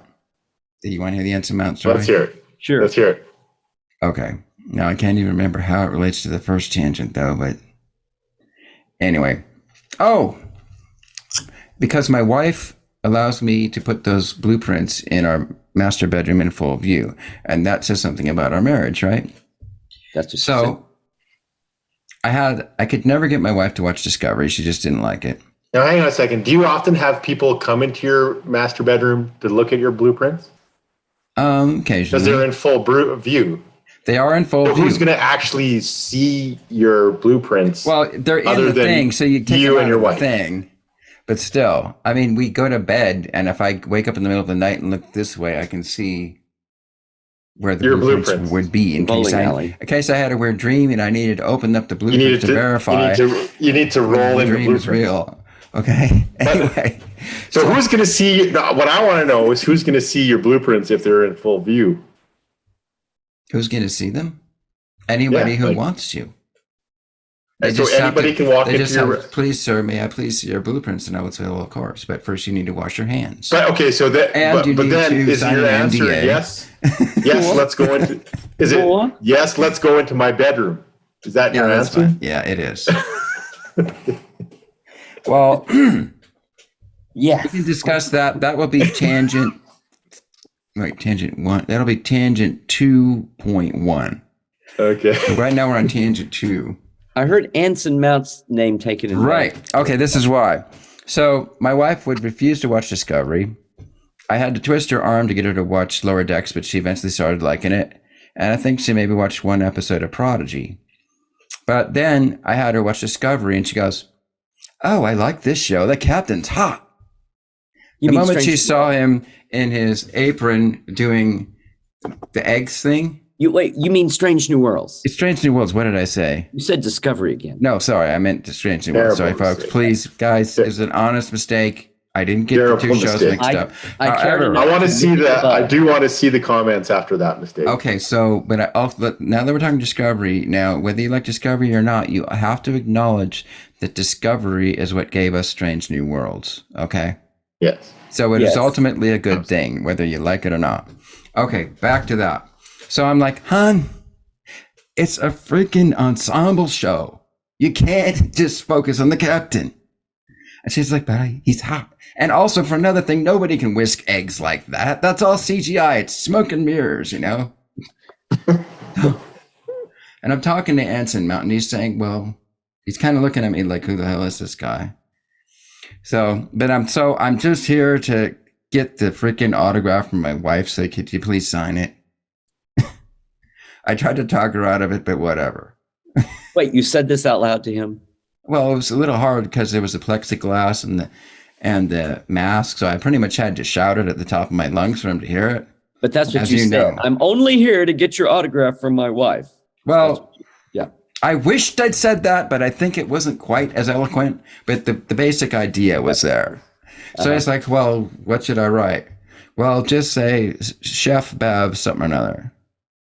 So while he's doing that, and you know what? I so wish I would have done this, but I didn't.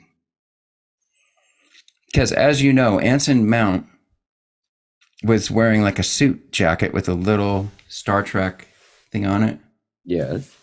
Oh, I wish I would have. I couldn't think of it. I didn't think of it. It was in my mind, but I couldn't express it. I was like, dude, why are you wearing that suit jacket? I thought you were like somebody who, everybody else here is slumming it. Every single star in this room is wearing a t-shirt, including Ethan Peck. And you, the guy who's supposed to be all tough and wear leather jackets, has got a suit jacket on? What happened to you, man? And then I'm like, then I said, oh, I have a podcast, by the way. Would you like to be interviewed on my show? And he's thinking, I'm like, hello. And he goes, well, go talk to the network. And I'm like, well, that'll never work. So, and then I'm like, well, just sign the autograph then and I'll be out of here. So, but then I said, well, he said, but no, what I said was, you got to go through the network. And I'm like, well, we don't have to talk about Star Trek. Let's talk about the chicken coop. Like, remember when you used to do those videos about building a chicken coop and everything like that? And he goes, we sold the chickens to my friend. I'm like, what? You sold the chicken coop? When? See, right then is when I should have launched in to the deal about the suit jacket. Then I could have said, oh man, you completely sold your soul. You're wearing a suit jacket. You sold the chicken coop. You know, next thing you're going to tell me, I don't even want to hear it. Just sign it and I'm out of here. And then he slides me this card, like, get the hell out of here, man. And I'm like, oh, we're exchanging cards. So I go, here's my card, Pranakasha Productions. So he goes, okay, whatever. What card did he slide you? Well, then, I'm leaving thinking the guy totally blew me off. Till I go back to my room and I look at this card that says Anson Mount, email, producer, host of the Well. And I'm like, maybe he didn't blow me off. Because, I mean, now I have his email. And I do have a card that says Anson Mount's business You went card. through like 5 mini topics there. He probably kind of needed to move the line along. You probably weren't the only one in line. Well, of course I wasn't. Well, yeah, there were you like have to realize it's rapid fire. Line. Look, for the sake of the show, I kind of had to slow it down a bit. But in the line, it's like twice as fast because you got to get as much information as you can before they say, come on, move along, man. We got like 300 people behind you, dude. And they were right in front of our table. Yeah. Yeah. So anyways, okay, so that's that one. I don't suppose you want to hear what I said to Ethan Peck. Well, it's your show. Well, it's I mean, I don't have enough to say. I mean, we're kind of running out of time. Well, you want to hear it? Okay, so anyway. Ethan Does it Peck, have 5 mini chapters too? It might. Okay, it might. So Ethan Peck was not wearing a hoity-toity. Okay, for one thing, Anson Mount was wearing jeans, so we'll give him that. But he was definitely not wearing cowboy boots. Okay? He was wearing jeans and probably some fancy shoes or something like that. So he still looked like some preppy, he didn't look like the Anson Mount we all know and love. So I'm still The Anson Mount we all know and love wearing a Star Trek uniform? What? The Anson Mount that we all know and love is the Anson Mount who's like salt of the earth. He's got a chicken coop. He wears a leather jacket and t-shirt. He hasn't shaved for 3 days. He's tough as shit, and so on. Sorry about that, folks. I may need to blurp out that way. Oh, wait. I actually have. It's your show. I used to have it. I told you, Teras. I told you. I know. I don't have my.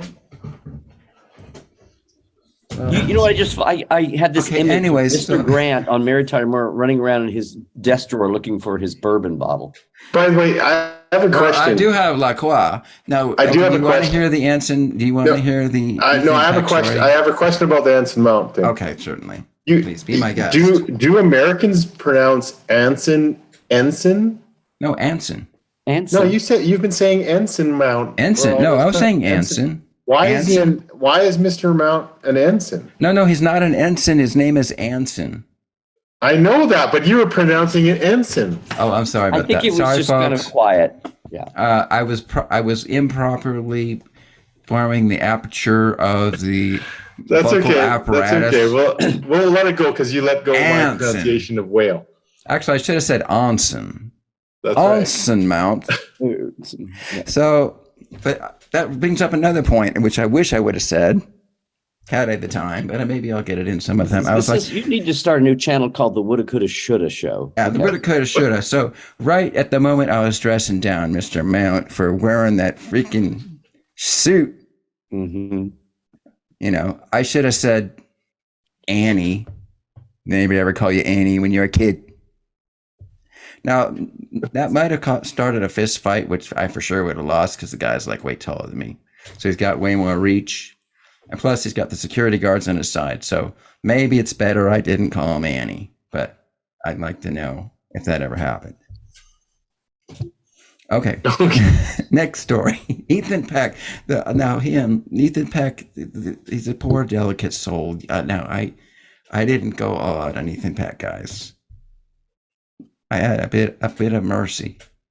You know, I could see the fear in his eyes because you know that Spock in Strange New Worlds, part of his character is there's a kind of unsure fear about him, right? Do you pick that up in the show?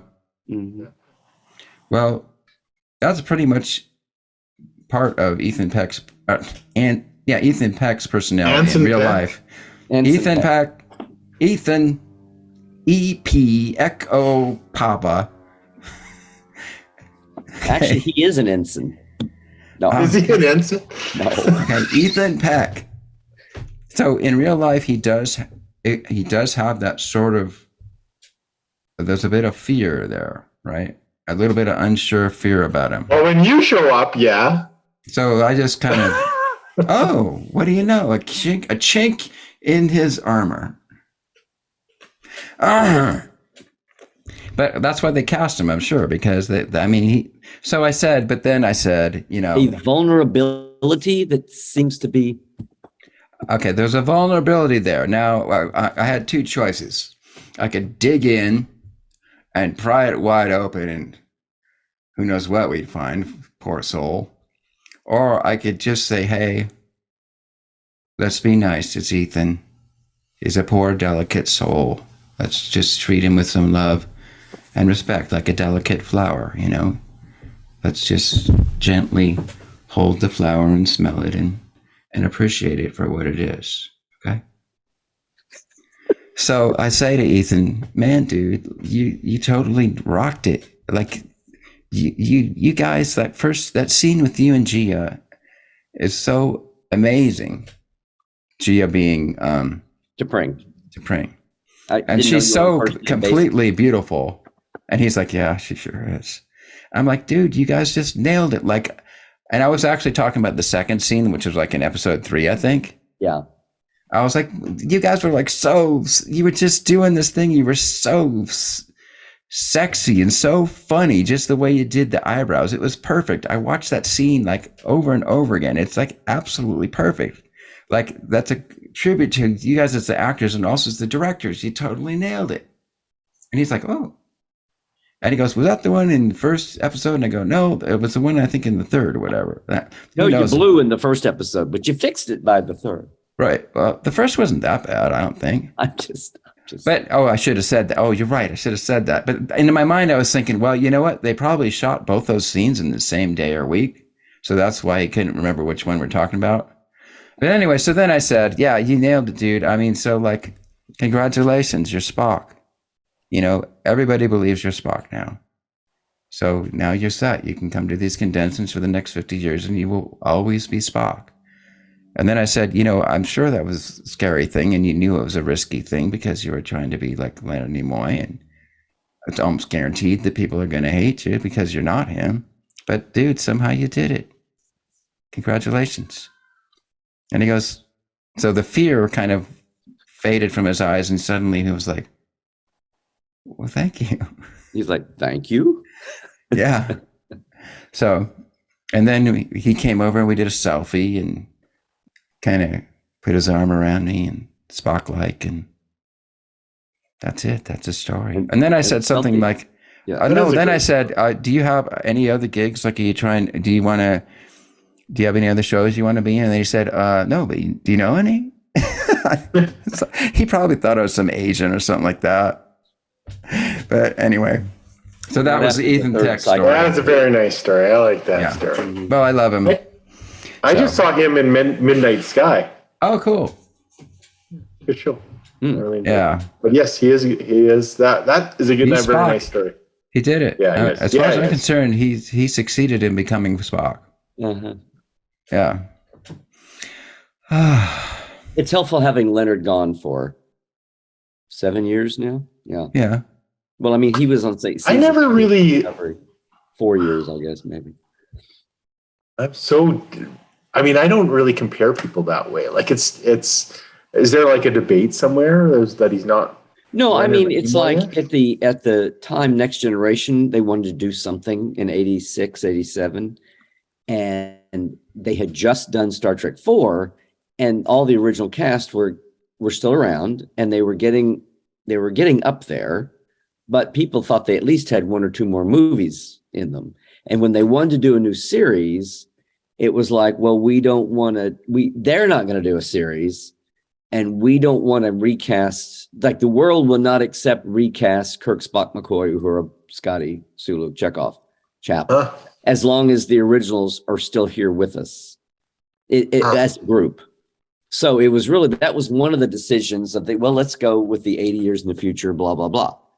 So that was but nobody wanted to have competing Spocks and Kirks with the other series still making movies. Okay. Now, by now, half the cast has died. And no one's batting an eye about it now, and Leonard died in 2015. And okay. So for the Kelvin movies needed to be, by the time of 09, nobody batted an eye, but that was 22 years later. Well, hold on there, sir. It was more than that, because the Kelvin movie, what they did, they did a very smart thing, which is that they basically had Leonard Nimoy put a stamp of approval upon our new Spock. Why can't I remember his name now? Oh, darn it all. Our other new Spock. Mm-hmm. Oh, shoot. Zachary Quinto. Mm-hmm. So, I mean, that was very well done to have them both. And then they were both talking, and they both convinced us all that they believed that they were talking to the same person, just at different temporal avenues of the universe. I'm just saying 20 years made a big difference in the perception. Yeah. Okay. We can allow that. Yeah. It's my show. Interesting. That's a good line. I'm going to start saying it's your show. Oh boy. Actually, and then we have a new Kirk too. You got to have me at your show. Okay. You brought it up, so we might as well discuss that one. Oh, do we? So the new Kirk. I mean, he's a great actor, and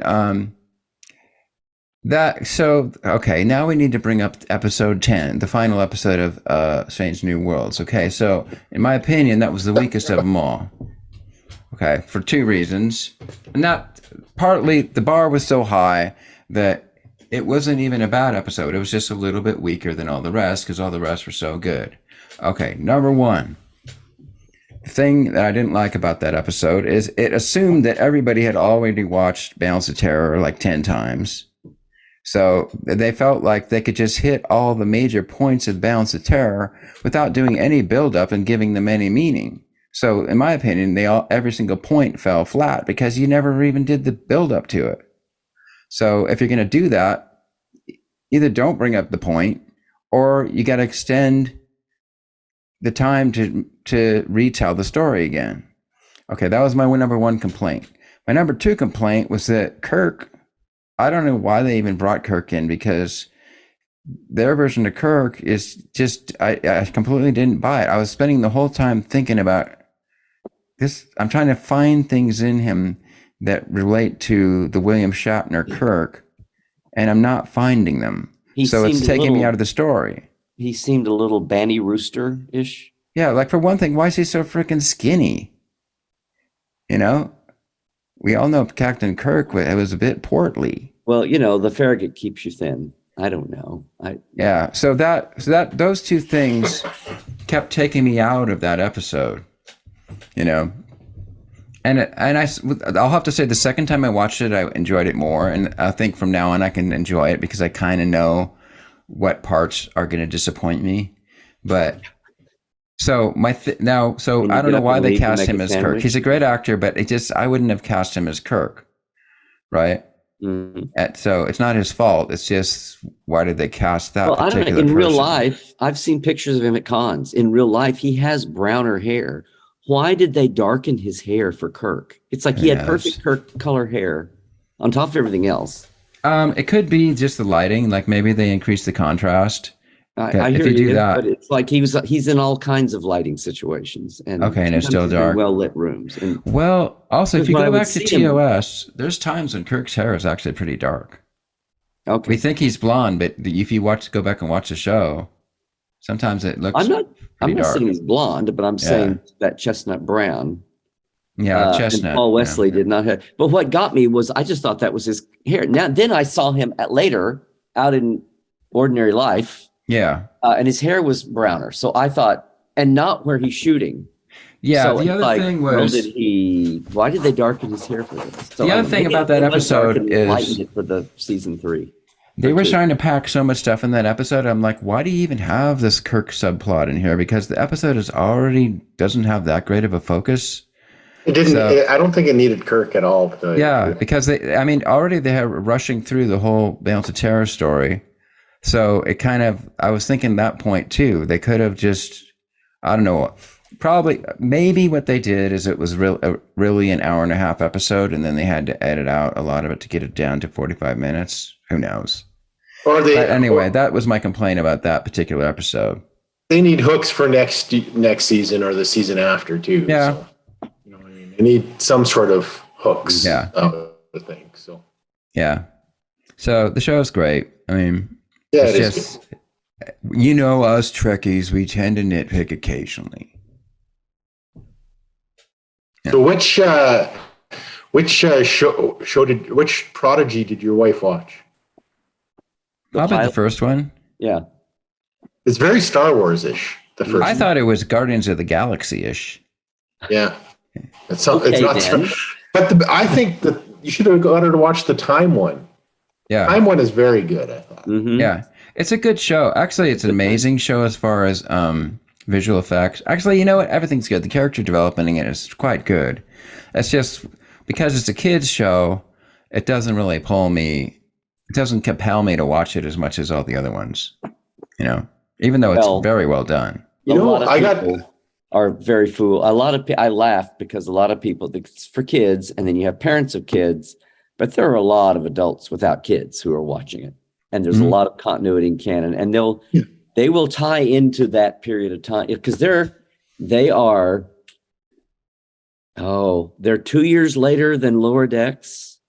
And so they're like about 5, 6, 7 years before the synth attack on Mars and the Romulan supernova. Okay. And they have all said that they are all keeping, you know, it won't be front and center, but they will all be aware that they're all in the same timeline and some things will ripple around. Wait a minute. Hold on. There's no way that Lower Decks and Prodigy are in the same universe. And I can prove it to you right now. It's painfully obvious, okay?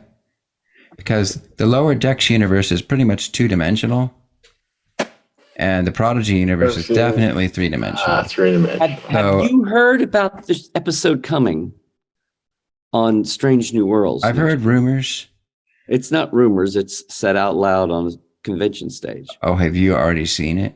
No, I haven't seen one of those special people? It's the cross. Frakes directed it. Okay. And Jack Quaid. And that's Mr. Frakes for you, sir. I know. Every time I walk up to him, he says, "It's Nemecek in the house." No, they've got. They're going to do a live action version of it. The voice actors are playing their characters. Boimler and Mariner are playing their cartoon characters as real life characters. Now that's cool. I like that. And coming over. And then I think, I thought Anson at Chicago said something about there's a there's an animated version of Pike. So I thought the whole thing was like one way. Maybe it's a cross back over. Okay. Oh, no, that would be But fun. Dude, I mean, all that proves... But you're also talking about 120 years difference in time, too. All that proves is that two separate universes sort of intersected temporarily, and then after that it goes back to normal. So there's still separate universes. You're just a chaos file, so that's fine. Did you not see the one with Lazarus? What? What's the Lazarus Star TOS one? The guy that looks like Jesus.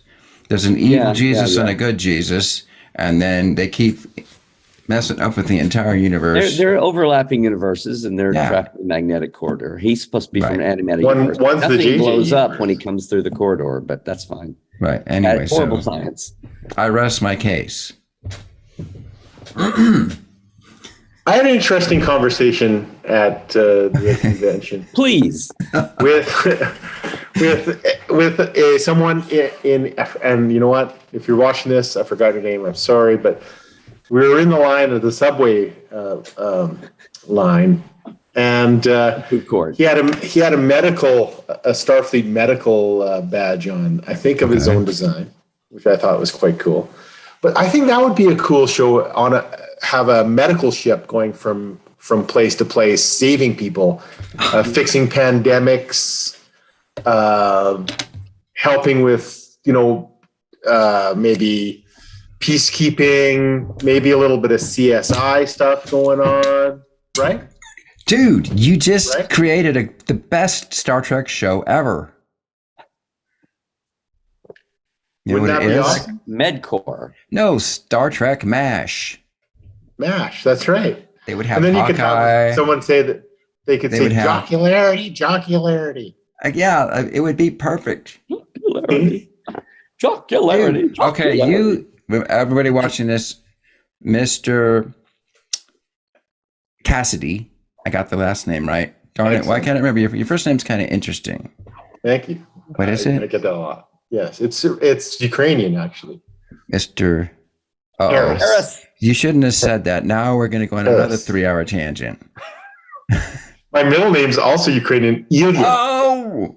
How come you aren't fighting the war, man? Okay. Anyway, wouldn't that be a great show? It would be Star Trek MASH. Yes. Okay. That would be great. I think we should do it. And you could it could be that whole better together aspect, but also helping people constantly. Yeah. I think it would be an awesome show. It would be. It would be a great show. We should do it. Okay. I think we should do it. We can start a Kickstarter. If Paramount doesn't do it, we can always do it as a fan series. Right. Okay. Would you like to be Hawkeye, Larry? I think you'd make a great Hawkeye. You would make a good Hawkeye. Yeah. Would I be BJ Hawkeye or Anson Hawkeye? No, you would be Larry Hawkeye. But I'll be Klinger, actually. I could do a pretty good Klinger, I think. That would be good. But we still need a radar. I would love to be Klinger. If you went just down the line, You're you might get a PJ. little. I mean, really. Klinger's get a got to be little the hot best water with character in that names, show. but I think we could have Wesley could probably do the Winchester if we want to bring it. Oh, no, we need a Frank. Oh, boy, who would be Frank? Right. Now there's a question. It is We need a a question. Frank. Well, see, I have one. I'm sorry. What's the commander's name again? Harry Potter. Well, there's two. Harry Potter. No, not Harry Potter. Commander Harry Potter was in No. MASH. First, there was the guy that was drunk all the time that sadly died in a plane crash. Yes, In the that's- show. that Character was, did. What was his name? Captain Blake or something? Blake. Is that his real Henry name? Blake. Henry Blake. And what was the second guy's name? I think his Older name was guy. Colonel Potter, wasn't it? Yes. Colonel Potter. You're right. Yeah. He was Potter. Blake and Sherman Potter. Yes. Yeah. I don't know if his Colonel name Potter. was Harry though. It could have been. Really, What? it could have been his first name. Could have been Harry. I'm thinking Dominic. Well, the actor was Harry. Okay. Yeah. He's going to kill me if I get his last name wrong because he already hates me. I guarantee it. Who? Because I'm always Dominic Keating, right? Keating. Yeah. Okay, the dude's from the UK, right? Yes. I got to tell you a quick story. Well, you're And then the I host. think this is why he would make an actually good Colonel Potter. Well, when you come up to the table, right? And you're like, how much are autographs? And they're like, well, $30. And then how much is, that's what he said. It depends. It's sliding scale depending on the demand, right? $30. Okay. And a selfie's 20. Okay. So I just say, which is a standard thing to say, whether it's on the sign or not, you go, well, how about I get 2 for 50? Is that possible? Well, most people are like, yeah, sure. Well, didn't he say they were 20 and 30? No, but It was just don't you know 50. have you not ever been to an open market? They expect you to haggle. Yeah, I know, but I mean, 20 Expected. and 30 are 50. That's No. 20 for signed autographs. I know 30 for signed autographs, right? 20 for a selfie. But I'm like, how about 2 signed autographs for 50? Huh? That's good. You still make a huge profit. I didn't say this, but I was thinking, well, dude, I mean, the autographs cost you 75. So the picture 50, costs 75 cents a 50 piece. rather than 60. So he's like, yeah, 50 or 60. I'm like, and most people say, sure, why not? He's like, you know how long it took me to get to this point? Of course, it's not in this accent. It's in a UK accent, which I can't do. Mm-hmm. So he started dressing me down for like 5 minutes. And then you guys just come, these, I think you might have even called me an asshole, maybe. You assholes come and you just act like, it's nothing. But I worked for this. It's not like, you say I'm not doing anything, just signing an autograph, but do you know how much it took me to get to this point to get here? Meanwhile, Anthony Montgomery, the guy who's over 50 and looks like he's 27, you know what I'm talking about. Mm-hmm. He's over there. He also hates me because I'm always giving him shit. And so he's like, and then, oh shoot, I can't remember. Connor, right. Who's actually from Washington State. Mm-hmm. He's just laying back trying to stay out of the crossfire. And he's thinking, Dominic, shut up. He could have got an extra $20 if he just shut up. Because he was going to give us 50 and now you're dressing him down. So now he's just going to give us 30 because he doesn't have enough cash for all that. That's what he's thinking in his mind, right? Mm-hmm. That's their dynamic, by the way. I don't know if you figured that one out. Mm-hmm. So for that reason, because he's got that UK panache, that UK, yeah. or if you want to be American about it, that UK stick up the what. Hopefully he's not watching this. He might leave me a bad comment, or I might get a dislike. Anyways, he could make a good Harry Potter because he knows how to dress people Harry down. Potter. Not Harry Potter, Colonel Potter. We're back to Harry Potter. No. It would be magical, though. Really, It would be magical. That's true. It would be magical. So anyway, see, I'm telling you, this is the thing. Medical Starfleet. yeah, he would be good. It's a way to But do we it. really need to figure out who would be Radar. If you don't have Radar, there's no MASH. You're going to Radar be is a central just figure on of the the show. nose on this, just right down the line, just recast every MASH character just on the nose like that. If you can throw out a good Radar, I'll call it good. We'll be done. Because without Radar, there's no MASH. Come on, Larry, please. Radar is the central figure that makes MASH work. He's like, MASH, you know how they have the helicopters flying around that bring the people to get fixed? Yes. Well, a helicopter. I watched MASH once or twice. Yeah. Right, okay. So there's a central column in a helicopter that holds all the blades together when everything's flying around. Well, that central column is Radar. And without that, there's no helicopter and there's no MASH. So we got. Maybe we can't do the series then. That's pretty deep. We just need to find our Radar. We can't do the series then.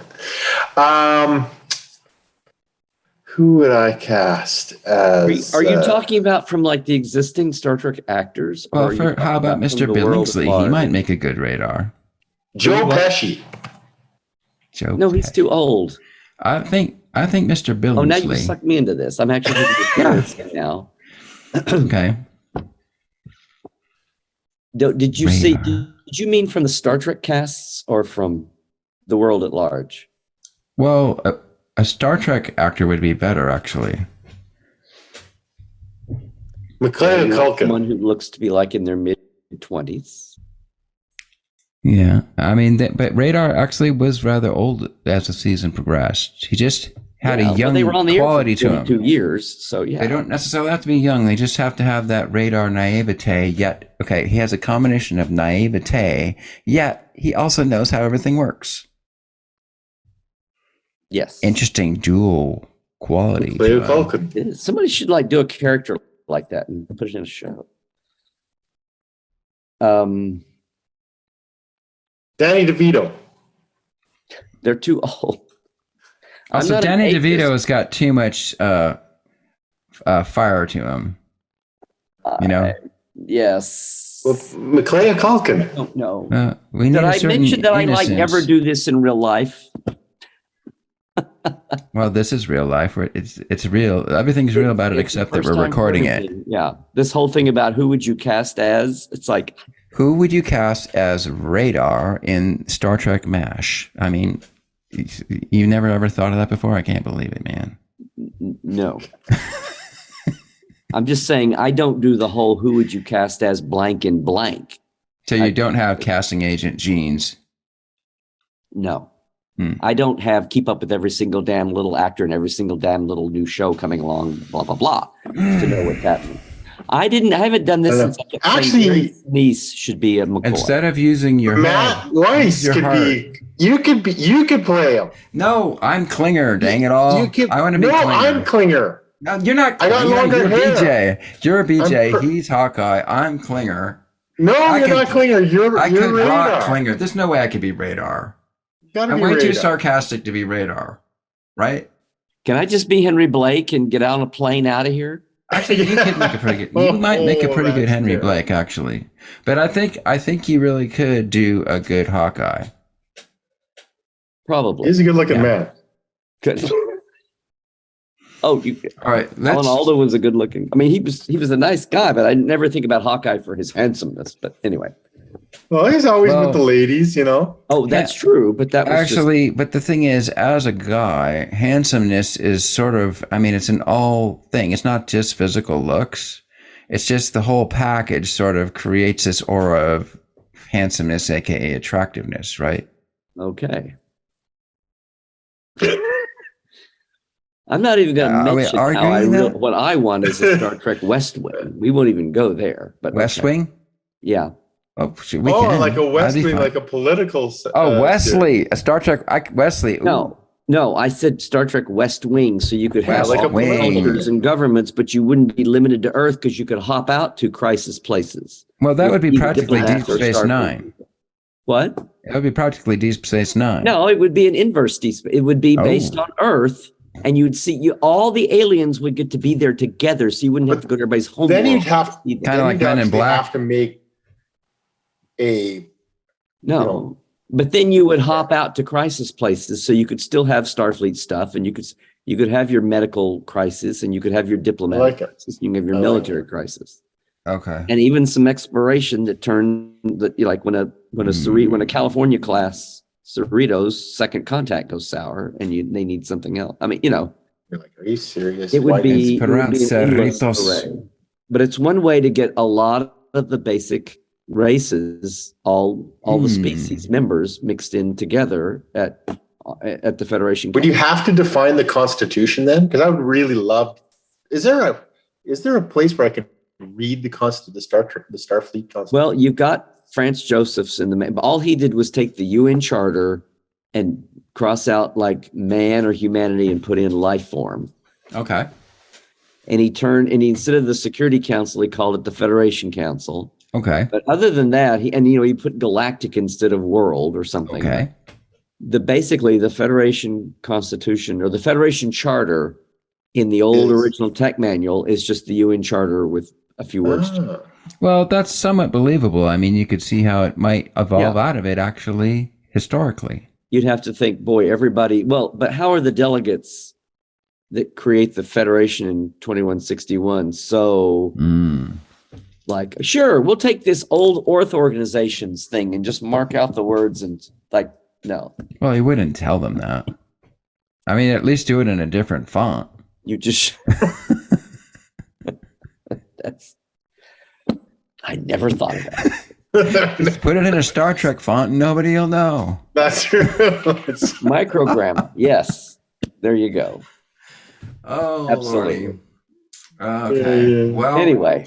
Have we now? Have we? Did we tell you about the tour? Oh yeah, the tour. Check out the tour on Geek Nation Tours, or go to Portal 47 and find the links. And actually, LarryNemecek.com. We're putting all those links down there. Check out everything that Larry has. Which Larry, what do you do? Oh, we forgot to talk about Larry. Well, we have another 3 hours actually before my Zoom call runs out. No, we don't. Actually, how late is it over there for you guys? It's 2 a.m. here. Really? Are you serious? Yeah. It's only 9:18 my time. You're lying. Okay, you got me, man. I know somebody is like either Central or Eastern time. There's no place in the United States where it's right. Hawaii's early, right? Oh, I can't. I don't know. The canal for that. Canal zone. Maybe American Virgin Islands. I don't know.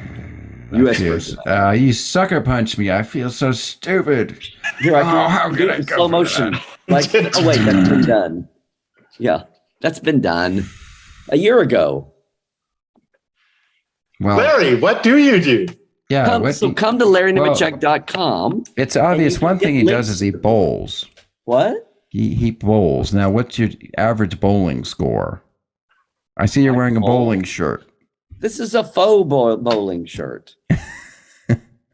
That's Geek Nation Tours on it. That's too. called deflection. I probably bowl once every decade. Okay, and what was your last score? I do not know. Well, estimate. Okay, you won the trivia. I bowl once a year at least. Okay, what? A year. I like bowling. Bowling's fun. They have a bowling alley in the Enterprise. Too. You know, it's not. I don't live on the Enterprise. You got to keep the core straight, and then you got to throw. So it's a lot to it. Yeah, there is a lot to it. It purifies the soul. It does.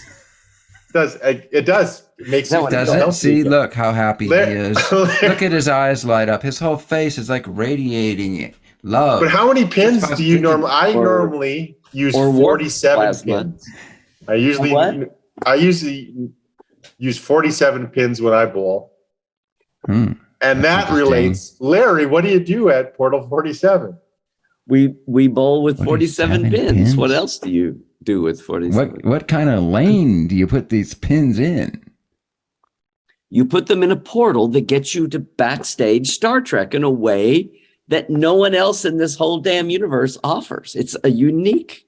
I say it's like a mini-con all year long, Brian. That's what Portal 47. I liked how you threw in that little McCoy-ism right there. You said, damn, just exactly the way McCoy does.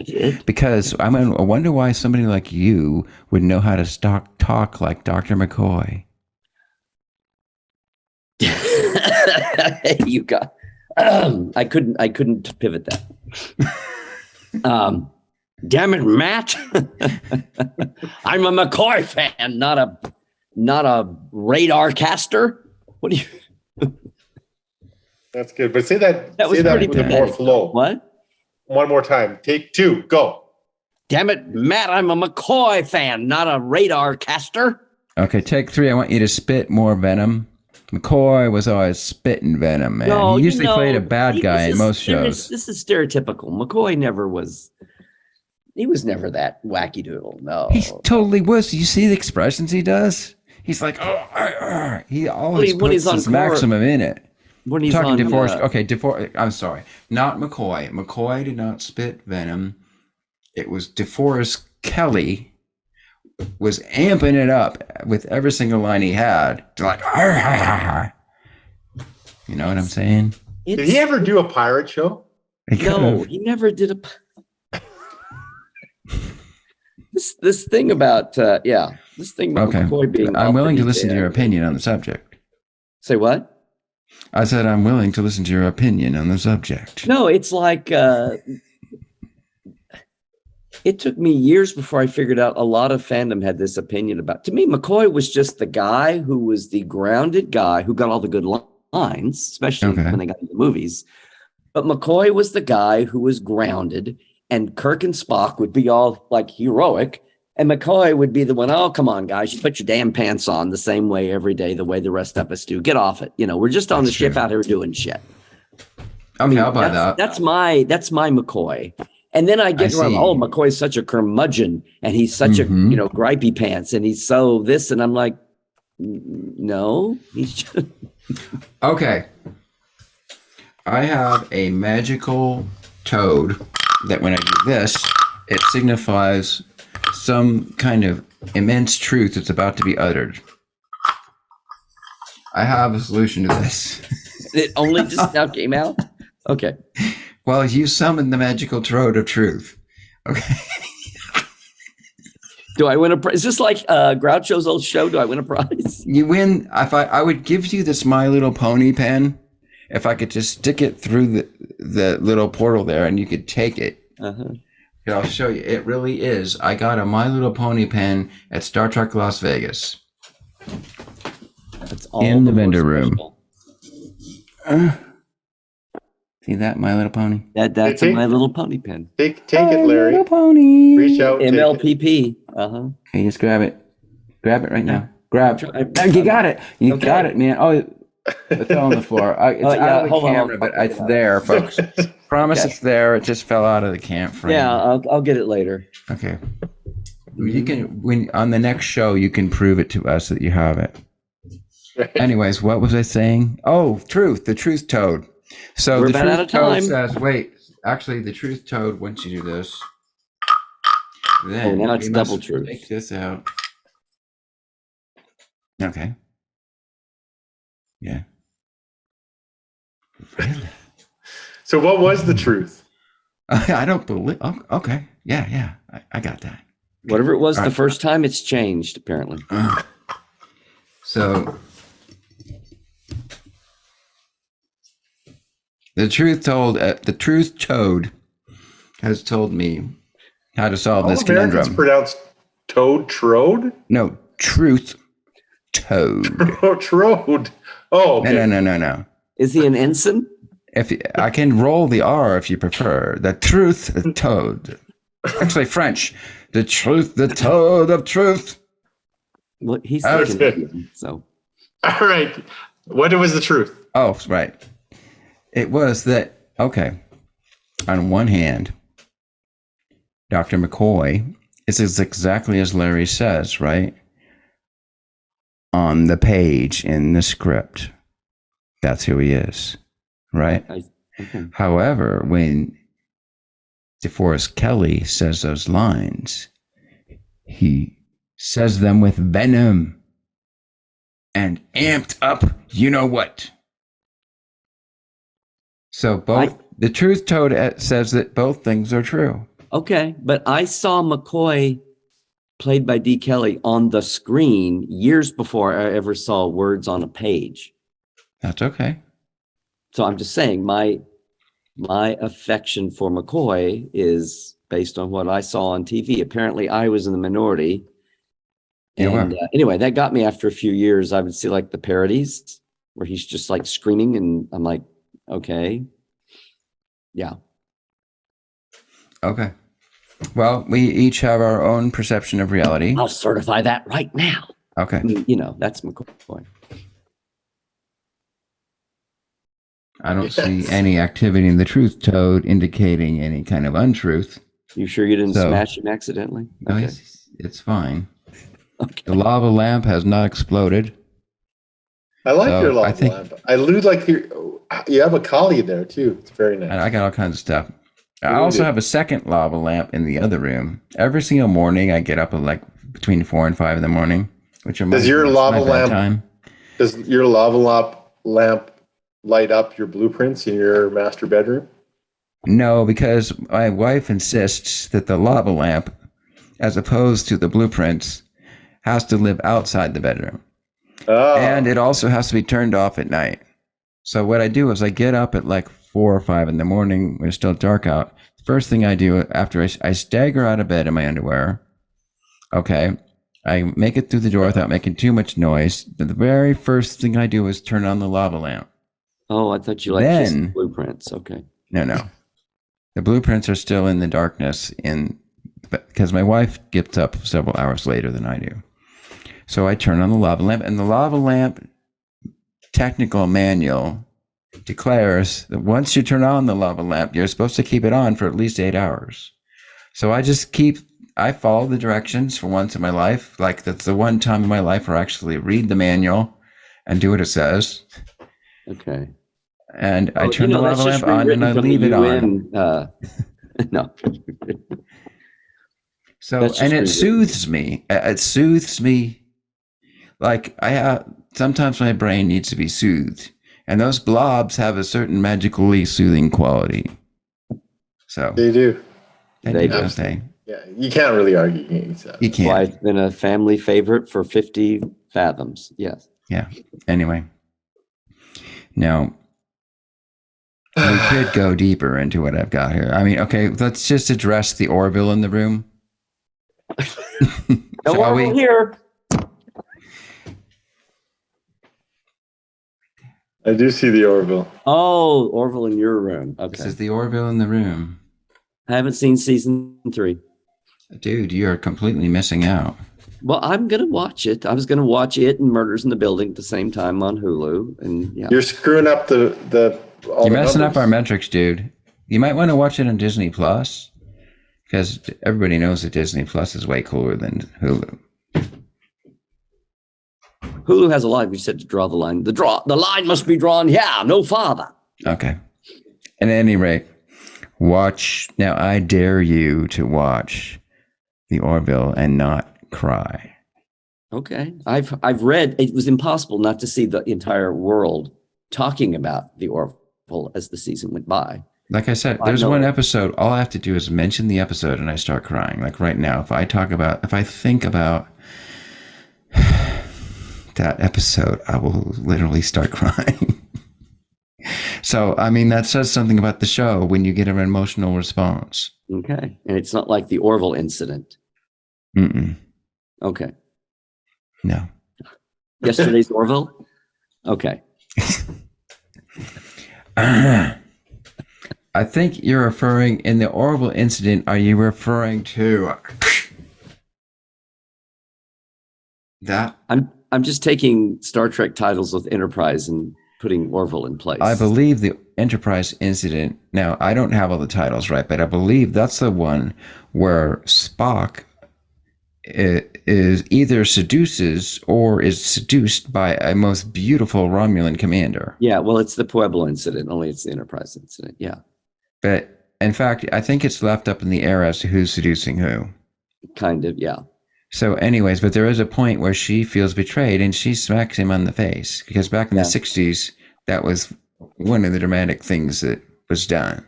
Yes. Not so much anymore. No. Now they would just, be sued or something. Which is why I smacked myself because I can't sue myself. Oh. even though I deserve it. So, yeah. Well, after this show, I would. Oh no, I didn't say that. Okay. After this show, I'm going to bed. Like I said, it's past. Is it 2:00 in the morning there? It's 9:30, and I get up at 4. Okay. I'm in the U.S. Virgin Islands, and it is 3:27. Yeah. Is it? Well, okay. It's interesting. Actually, this proves this is a sign of God that we are all on the right track, because 327, literally ask anybody, is my favorite number. It is. I'm listening for the truth, Toad. Okay, what's the chance of you uttering my favorite number out of 1,000 numbers? It's 1 in 1,000. And you nailed it, dude. Is there only 1,000 numbers? Well, I'm just saying, like, if you're going to have 327, then you probably figure you got between 1 and 999 to pick from. 327 is really your favorite number? It is. Want to know why? Because it's my birthday. I was born on March 27th. Oh. Okay, but get this. It gets much deeper than that. Okay. Promise. 3 is a divine number. Tons of cultures worship the number 3, right? The Greeks, triangles. The Earth is the third planet from the sun. We live in 3 physical dimensions. Yada, yada, yada. There's 3. I've made one of those like clipping and yarn billboards where I could be pointing to things. Exactly. There's 3 gunas in Hinduism. There's the Sattva, Rajas, and Tamas guna right there. Bhagavad Gita right there. Anybody who knows Hinduism would know that. They would see the Gita. Actually, and it's hard to tell that actually this right here is, well, here. I went to India. And that is a statue of the hero of the Bhagavad Gita. Did you get that in Vegas too? Like Krishna. Pony pen? No. This is from India. This is from Maharashtra, India. Mm-hmm. This is the real deal. Anyway, so 3, basically I'm just saying 3 is just like this magical number that shows up all over the place. Mm-hmm. It's not the loneliest number. There's 3 quarks in a proton. There's 3 different types of quarks. But there's only one quark on DS9. True.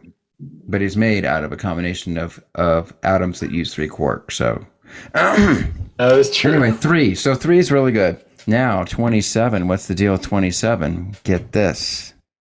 27 is 3 times 3 times 3. Whoa! Yes. And that is why 327 is my favorite number. And Larry just said it. You said it. And I just said, you know what? It's a sign from God. I bet you that signifies the end. It does. That would be a perfect 327. That would be a perfect. Oh my God! There's 3 people on this show. And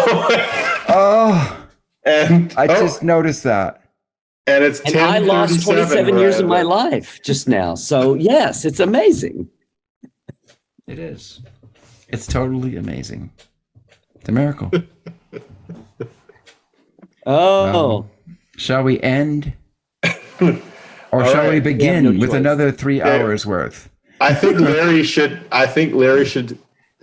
finish the episode with a McCoy tribute to Portal 47. And I will conduct the music in the background. So I'm waiting. Okay. Go, Larry. Go. And action.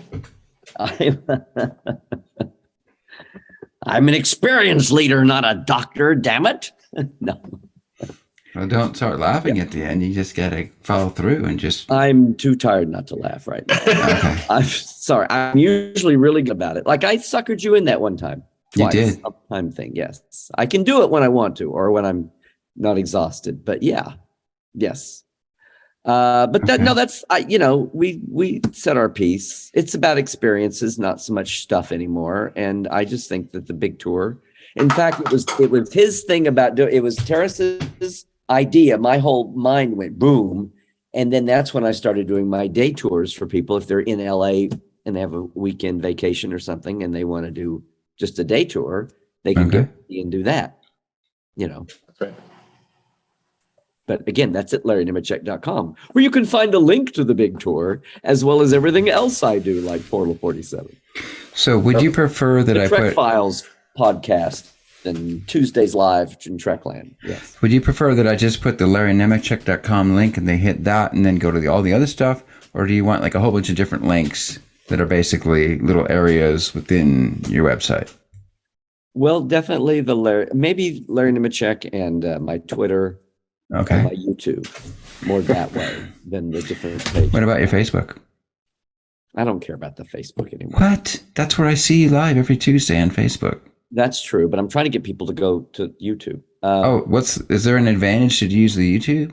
Well, it gets more, hopefully gets more number, gets my YouTube number. Nobody cares about Facebook. I'm trying to get my YouTube subscribers up. Dang it, man. We were trying to wrap up the show, but now you conjured up a new subject, which I have to ask now. Yes. I have to. Fine. I won't be able to live with myself. Everyone find me on Facebook because it's the That's most not popular it. That's thing. not, I mean, it's similar to that. It's not just for your grandma anymore. Well, speaking of grandmas, so grandmas and grandpas. So Larry, this is an important question, and I have to ask it now. There's no way I can live with myself if I don't ask this question. And I promise the show will be over after that. Okay. Okay. Now you have been a Star Trek, let's say, super fan since 1970, whatever, right? Yeah. 1937. Let him talk. 27. Let him talk. Okay. Let's just say for several 1937? let's just say for several decades. Okay. For several decades. Okay. Is that true? Do we all agree with that? Yeah. Okay. So, yet you seem to be awfully late to the social media party. No, just YouTube. No, my Twitter. I have a pretty big Twitter. I have like 12,000 Twitter people. Oh, that's pretty good. Yeah. Twitter's my Okay. strongest thing. YouTube. You tripled me. Oh my God. You In the have ori- in the 3 beginning- times as many Twitter followers as I have. Holy crap. Oh, sorry. Did I It's say like something? Another No, actually, 3. I only have 180. Please, everybody, come join me on Twitter. I need to build. 180. 180 divided by 3 is 60. Stop, man. My head's going to explode. Okay, so my question is, I think Teras has already did. Yeah. So what you're saying is you're not late to the social media party. No, I'm late to the YouTube part. The YouTube party. Okay. No, All right, folks. Yes. All out alert. If you have not subscribed to Larry's YouTube Thank you. channel, get Ann over there and Thank you. subscribe and watch every single episode from the beginning to the end. Like it and leave a smart alecky comment. And then Please. if he responds, respond back so that you guys start a gigantic conversation. And then you know what's going to happen? The YouTube bots are going to go, oh, this guy's engaged. Let's show his videos in other places because other people might want to watch it. And then those people watch, and those people watch, and those people watch. And by next week, Larry will have between 50 and 150,000 subscribers, and we will all owe you a debt of gratitude. Amen. Mm-hmm. What he said, because he's the host. I am. Now, we really need to stop the show because I'm about to start talking about trolls. I do like trills. Okay, No, that's all right. whatever. Are you going to It just say so goodbye to happens- Teras? So, It just so happens I was sitting at the bar in Vegas, and with this Vegas, right? It's like midnight again. I'm sitting there sipping on a drink. I'm not drunk. This is my first drink. I'm sipping on it because I like how it tastes. But I'm kind of loopy because it's midnight, and I usually go to bed at 9:30. So I'm like, ugh. I'm talking to the bartender, right? And then I glance beyond the bartender over to the other part of the bar that's slightly down, you know, like, I don't know, 10 yards away or less, maybe 5 yards away. And I'm like, and I see there's this lady in this cool little blouse talking to this dude in a Star Trek shirt. And I'm like, yeah, who's that lady talking to that guy at the convention? And I'm looking and I'm like, wait a sec. That lady in that nice little blouse is actually Terry Farrell. So I'm thinking, okay, they're having a conversation. They're at a bar. It's midnight. She's off the clock. Should I go over there or should I not? Oh, no. And luckily, I decided to respect her privacy, and I did not go over there. I just observed her talk to this guy for 15 minutes across the bar. They were having a great conversation. And get this, I didn't even whip out my cell phone and try to take a picture. I completely respected her privacy as a human being. Wow. Wow. That's So spectacular. that's a good deed. That means that's at least a week less in purgatory for me. That's right. So you still have at least 327 years in purgatory. Right. At least 1 week less. So I've just got to do a few more good deeds. Because And everybody knows story. the only reason we do good deeds is to get ourselves out of purgatory, right? There's no other reason. Like, why else would you do a good deed? Yes. Another topic. Oh, and everybody go buy Andrea Kindred's book. Okay. That was good. That was a good part. You should Okay, actually say. Why don't you say something about that? Okay. If I did, then it'll drag us on 10 more minutes. I promise not to say anything because I've heard about that talk, but I wasn't actually there. I didn't actually hear the talk. Andy Richardson was her original name. Andrea Kindred now has lived in Australia for 50 years, but she was born in Texas. Great-grandfather and great-grandmother were former slaves, founded a historically black town in Texas. Have an insane history there before she was even born. She has an incredible life. But the thing that crossed paths with us in Star Trek was that she was the executive assistant to Gene Kuhn when Gene Kuhn was for like mid first season to mid second season was the number 2 guy to Gene and was the hands-on showrunner and invented Klingons and the Federation name and Starfleet and the Prime Directive and yada, yada, yada. And the McCoy Spock banter and so many things that are part of Star Trek. And he died soon. He had lung cancer, smoked up a storm and died in 1973 and never saw any Star Trek, blow up and blossom. He missed all that. Oh, that's sad. And not only that, but he was a Marine. He fought in the Korean War. He was the Chosun Reservoir. He was with Chesty Puller, who was Mr. Marine, the general. He has this incredible life, and had his romantic life is kind of tragic, also, but bittersweet and tragic. Anyway, she knew him, and she knew everybody in the '60s at Desilu. And Andrea has her own amazing life, and she also worked with all the civil rights leaders in LA and like Malcolm X.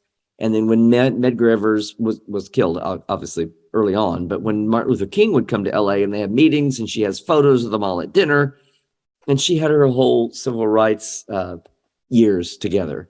And at one point, she moved to Australia.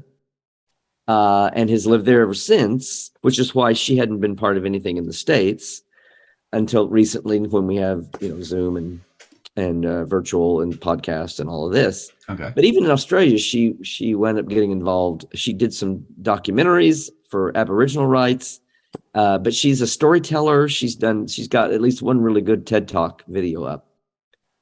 She's an amazing person. She's 80 and a force of nature.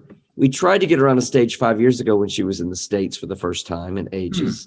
And between now and then, we did in LA. We had a little live show with like 50 people. Okay. And I had her as a guest on Portal 47. Oh, great. I was going to ask about that. And we filmed the live show. And then this time around, I should say, Nate Hardy got her over to LA. The Creation put her on stage, gave her a couple of days hotel. And but in the meantime, she also decided to write her memoirs. She did. It's coming out in the fall, but she did an excerpt that she had of just her Trek years that she had at Vegas. She had 250 copies. She sold almost 200. She still has a little over 50. And we're right now working out how and she's going back to Australia in a couple of weeks. We're trying to work out how to what to do with the remaining books and how to keep it. You? Are you the one doing it? Through Mr. Trekland? You are?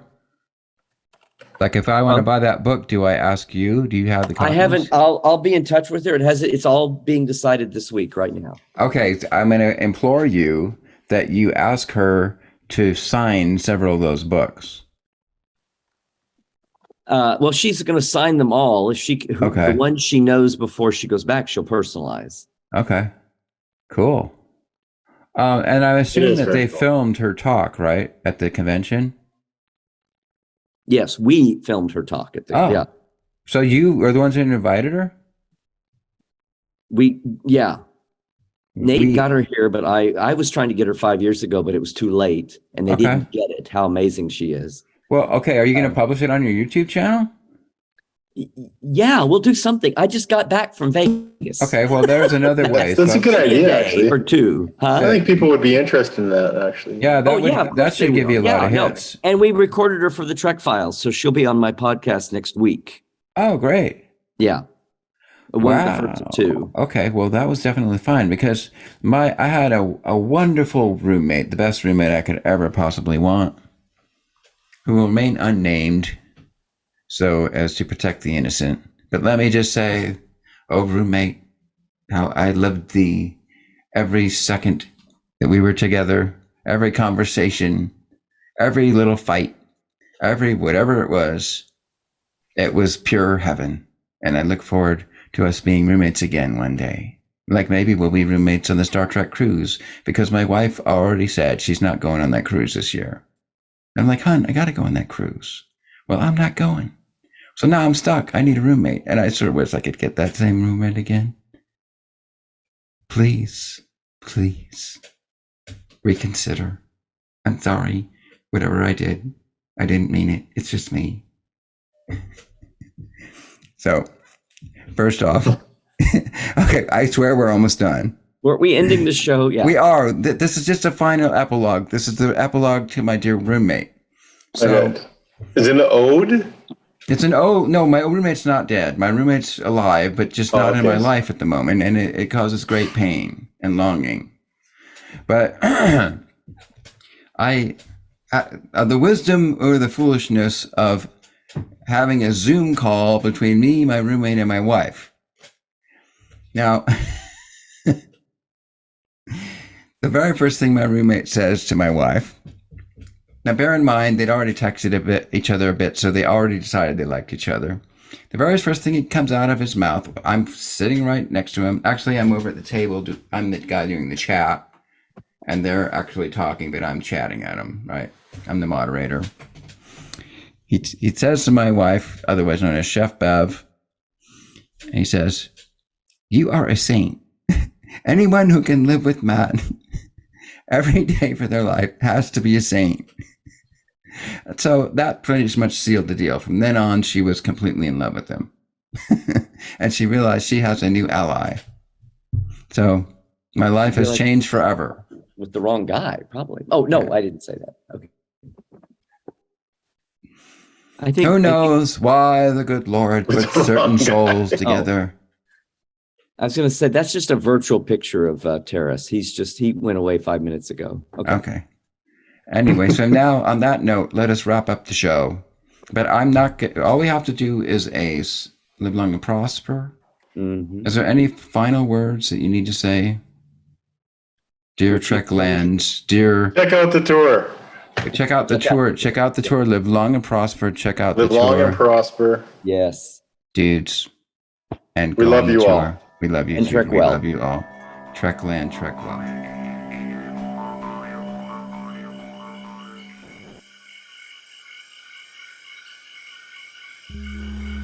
Pranakasha production. Fantastic creations emerging spontaneously from the space of life. For the benefit of all beings everywhere. We gotta